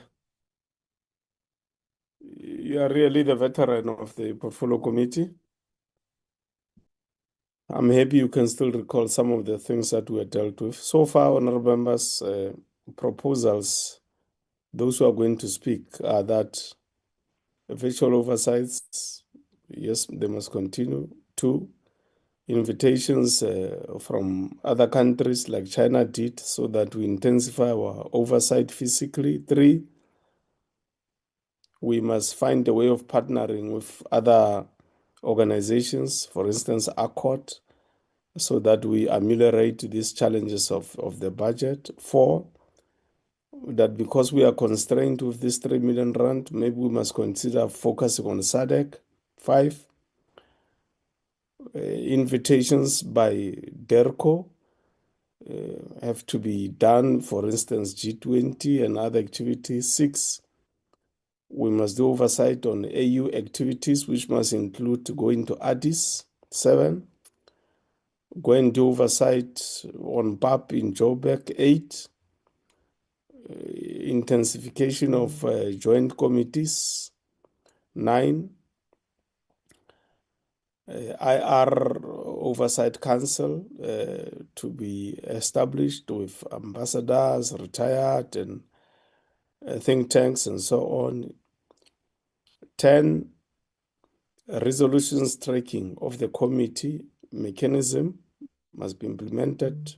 11, quarterly reports to be tabled in the House via the committee from DERCO.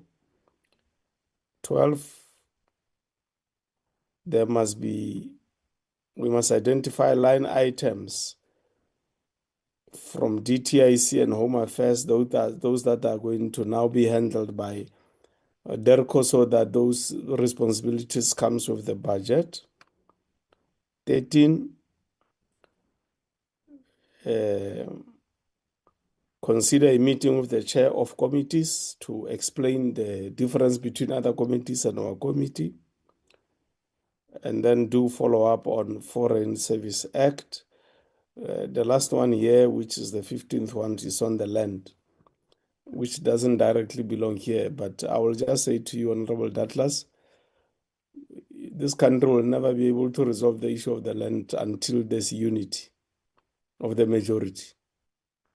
So the main issue is not in this committee, it's not anywhere else, is the disunity of the majority. If the majority that lost the land will continue to be divided that we are now, generations to come will never get this land. If we can get united, we will then get the land. Our next speaker is Honorable Kubacha. Thank you very much, Chair, and good morning to yourself, honorable members, members from DERCO, and everyone present in the session. Chair, I think I've been covered partly by some of the points you articulated just now, but I just wanted to add in our conducting oversight processes that, in terms of our economic diplomacy and trade promotion, I think we need to have an oversight of how our missions support exports and market access, and investment attraction. And I think we also need to monitor our implementation of the economic diplomacy strategies with our key partners. such as BRICS and other structures. And then I think we've mentioned this many times, but we need to review the performance of trade and investment desks in our missions abroad. And then in terms of like other oversight measures, I think we should take. We need to check. We need an oversight on Brand SA and its coordination with our missions. I think there's a disconnect when it comes to that, and and we need to look at our rapid response readiness. When it comes to global crises, such as pandemics and other matters, and then. And then we'll also need to look at, on South Africa's voting patterns in the UN, AU, and SADC groups, and whether they align with our declared foreign policy. And I also believe that we need a scrutiny of the ARF spending efficiency and the mission budgets when it comes to that. And I think, and lastly, Chair, I think we need to monitor whether our missions are capacitated, for modern diplomacy, like looking at the digital and techno sectors and also the economic thereof. So I just wanted to add those, Chair. And then, lastly, and then I think we also need an oversight of South Africa's position on the use of private security actors versus building an African capacity. So in the aspect of peace and security, in the aspect of our peace and security contributions. So that's that from my side, Chair. Thank you. Thank you, Honorable Kumbaika. Honorable Mhlongo. Thank you, Chair. Chair, let's firstly support you on the fact that our committee must not be treated like any other committee. And perhaps, Chair, when we invite the Chair of Chairs, we must also indicate that 60% of the budget of DERCO is spent outside of South Africa. Therefore, it's a reasonable request that we're making, that we need to go and see where our money is being spent and how it is spent and see it for ourselves, not rely on only visual presentation from embassies. So when 60% of our budget goes to is spent outside of the country, then it means 60% of our oversight should happen where our money is at. Now, all the other committees, Chair, they always have oversight as a committee, visit different capital projects and see how their monies are being spent. But we're the only committee who can't do that. When we request to do such, we're told it is an international trip. But it should be, there's a reason why it's an international trip, because 60% of our money is spent internationally. And we can't even go to next door here. I know there's a project of DERCO in Mozambique. We can't even go next door here in Mozambique to see how our monies are spent in that humanitarian project in Mozambique. So I think really, Chair, we must call the Chair and come and explain to him that they can't treat IR as any other committee that seeks to take an international trip. Another issue, Chair, is that I wanted to speak. I hope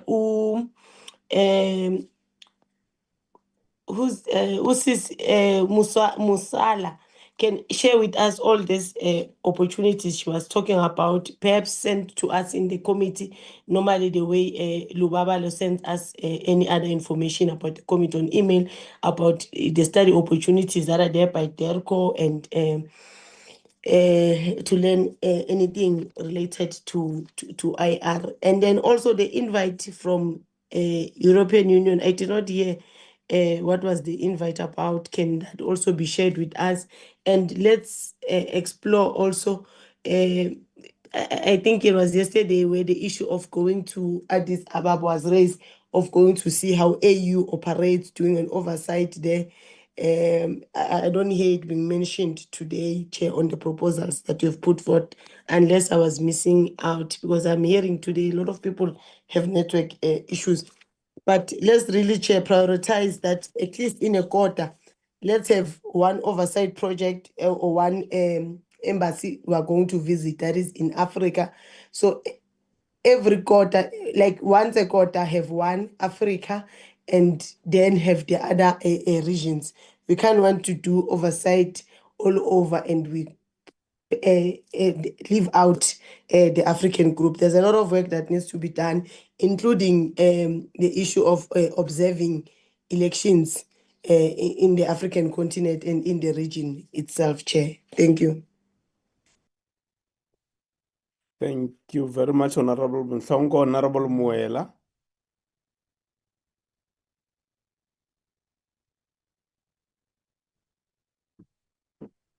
Thank you very much, Chairperson and the members of the committee.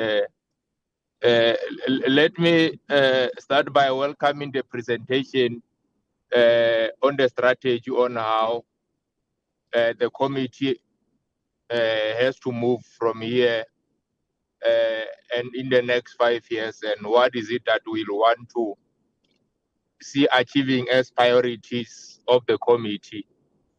And how are we then aiming to do and achieve those particular of the committee?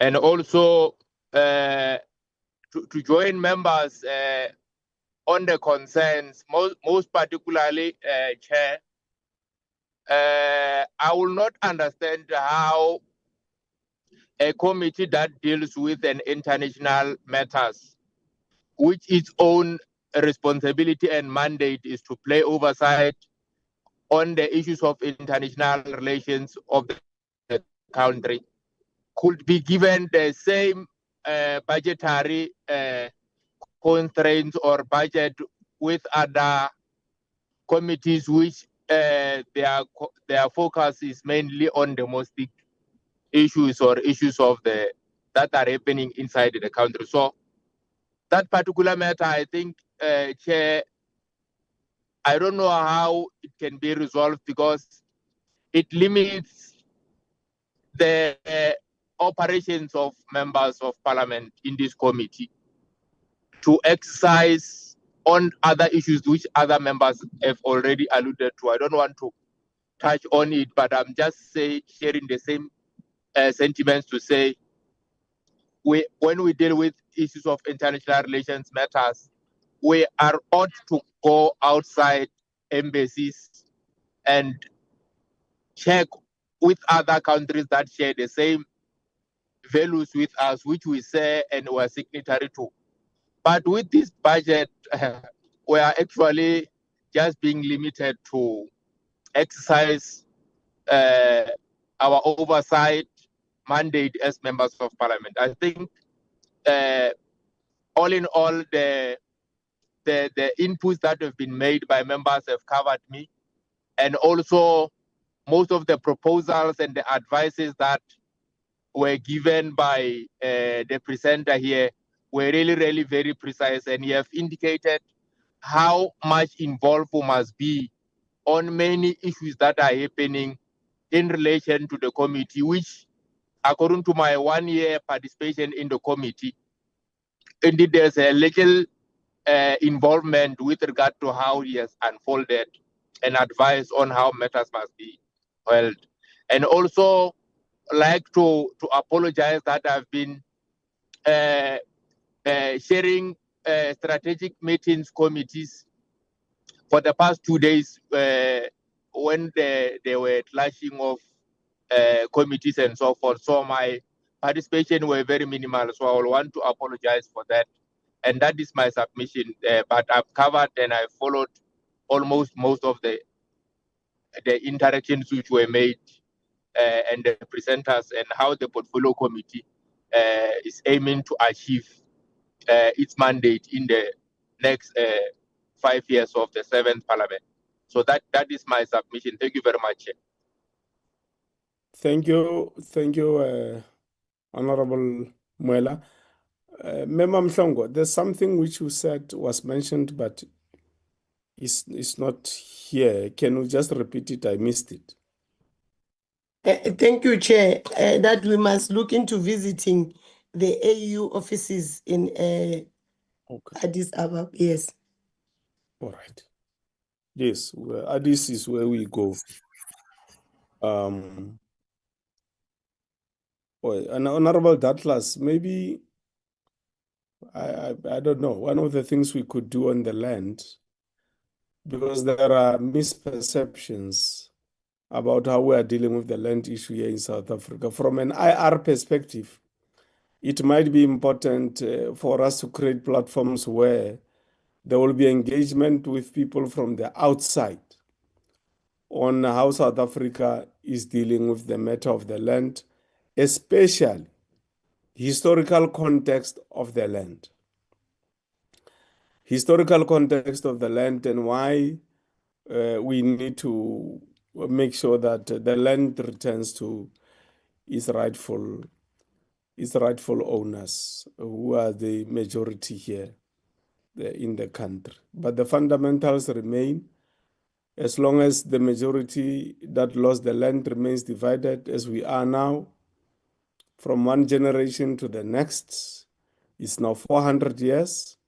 We'll go to another 400 years without the land, I can assure you now, Honorable Datlas. If we are going to make our differences monuments and embrace our differences as the majority, like as monuments, which are permanently embedded in our society, and we don't close the gaps among ourselves, engage, and ultimately agree as the majority, we must forget, because the only impediment to this matter, I can tell you now, the only impediment is only one, is the disunity of the majority. Honorable Musa?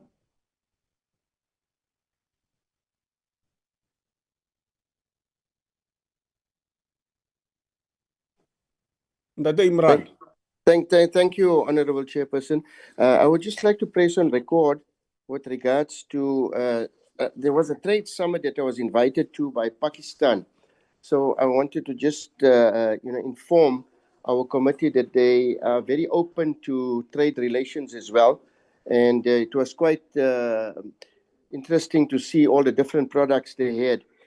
Presently, there was one of the trade enterprises that offered like 1 million balls, soccer balls, etc. So I thought I'll just inform the committee as well. That's the one issue.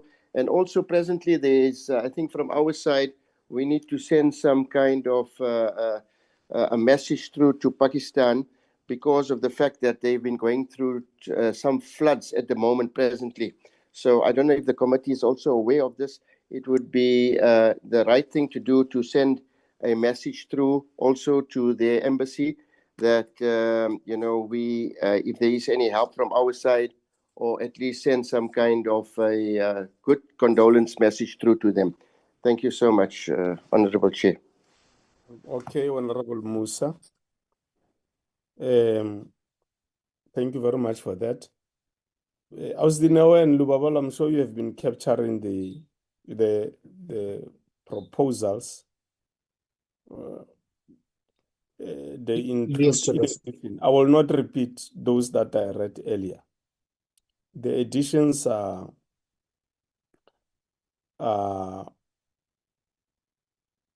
that we must develop a perspective on possible rationalization of missions. 18, an engagement between us and Brand SA to see how they fit into the IR equation. Then the next one is direct physical oversight on ARF projects like the one which was done in Namibia by honorable members. And then the physical presence of the minister, minimum, compulsory on a quarterly basis, minimum monthly or at least monthly on virtual if he's overseas. But it has to be him, not delegation to Deputy Minister. But that 4 times a year, starting from next week, Wednesday, we are with him. Quarterly, there must be the minister in the presence of the portfolio committee. Austin, is there any other thing we need to deal with, Lubabalo? Chairperson, Just the one. only Oh, sorry. is to consider the EPP chair. Luba? Uthini mhlekazi anyiva? Austin, now you can say what you wanted to say and say whether you heard what Lubabalo was saying. I did not get what Luba was saying, Chairperson. I was saying members maybe to address the harmonization of policies in terms of what members were saying, so that we included harmonization of policies between departments like Home Affairs, Trade, Defense, DECO, so that one hand will know what the other hand is doing in terms of, for example, the example which was given by members yesterday, the BMA movement through borders, so that facilitation of trade is something that all departments agree to, so that there is no stoppage in terms of that process if it's a foreign policy stance and then attaches in the missions. So if departments do not harmonize their policies, it becomes a problem. So that we the members can adopt it and then we reflect it. Thank you, Chair. The proposal, which is a decision here, is that ourselves and other portfolio committees, we must have joint meetings and joint programs. I'll make an example. As we speak, COCTA with what? I think it's finance and some other committees, they are jointly going to provinces to deal with, or SCOPA. It's SCOPA, COCTA, and finance, if I'm not wrong. They are jointly going to provinces to deal with problems of municipalities. So it is here. So it's fine. We will add that policy harmonization, which is not our responsibility, but that the state executive side must do it. The other thing in the end that we have to deal with, honorable members, is a proposal to then adopt the strategic plan of the portfolio committee. Ndatemuela, I see your hand. Are you suggesting?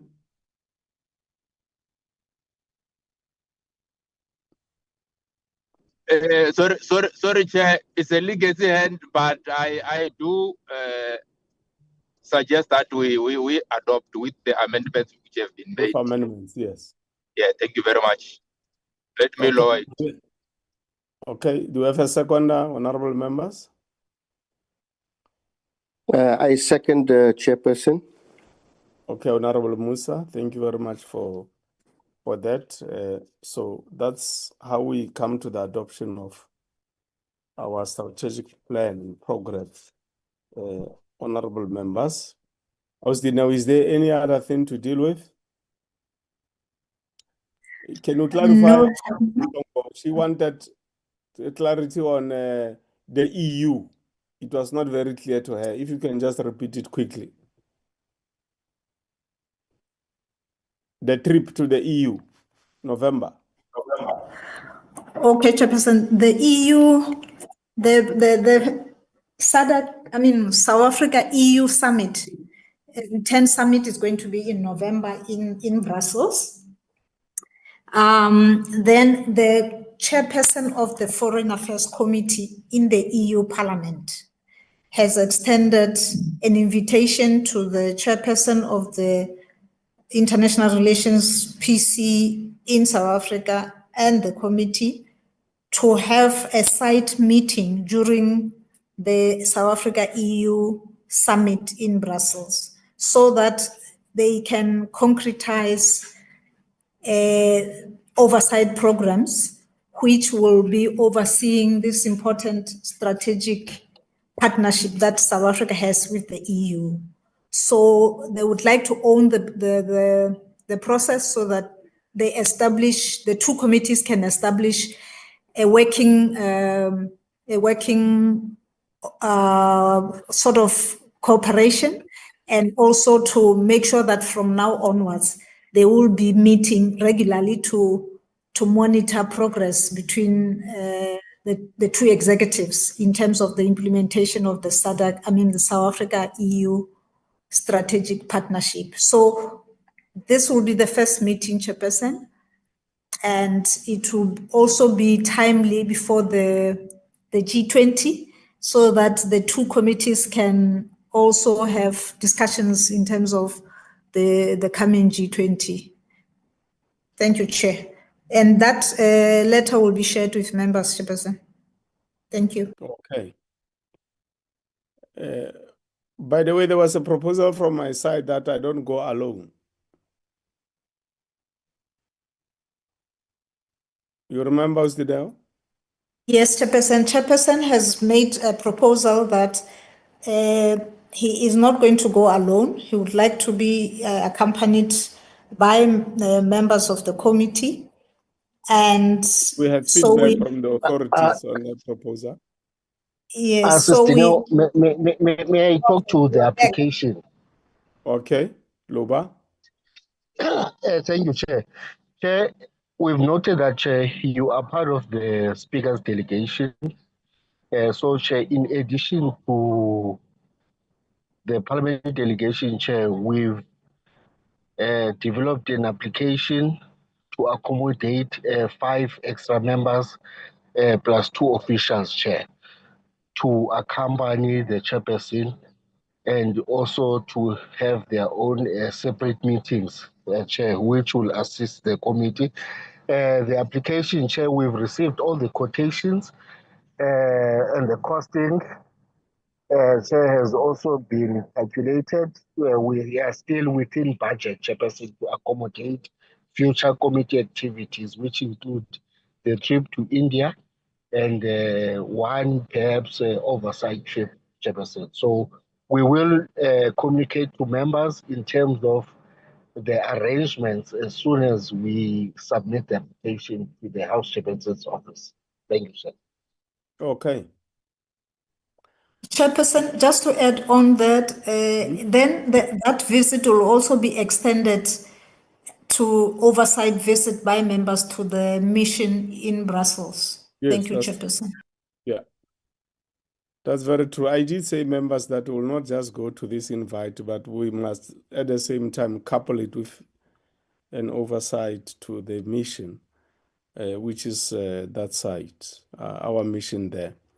I want to take this opportunity to thank the staff for the manner in which they prepared for this workshop of ours. I think it was productive.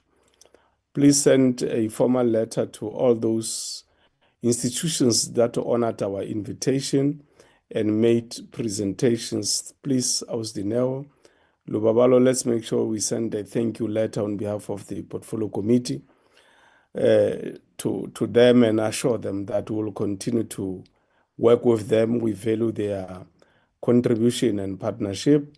South Africans who have made it their responsibility to follow the proceedings of this Portfolio Committee, we also appreciate the time that you make from time to time, the media that also follows the proceedings of this Portfolio Committee online. Thank you very much for continuing to provide a platform for South Africans and other people elsewhere all over the globe to follow the proceedings of the Portfolio Committee. The robustness, honorable members, incisiveness, very intellectual inputs that always come from yourselves, which the necessary decorum of the House, because if you are in a Portfolio Committee, we maintain the necessary decorum of the House. We follow the same rules. Don't take it light, honorable members. If we were to behave in the opposite direction, it will make news all over the world.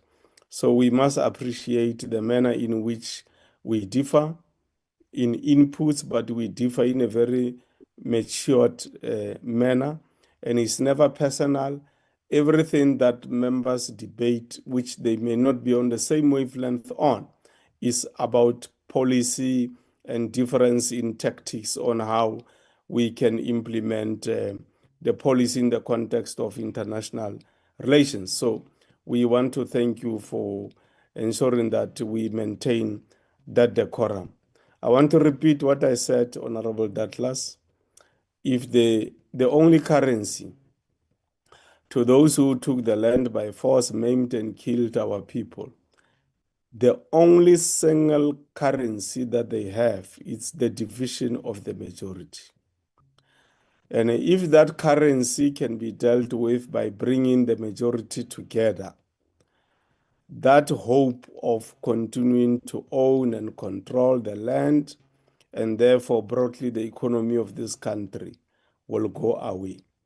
If we don't unite as the majority and we are driven by these egos which are going on now and are weakening our capacity to unite Black people as the majority, I can tell you now we are not going to go far, and future generations will inherit from us a more divided, unstable, high unemployment, high poverty levels country from us, because we failed to use a simple thing, coming together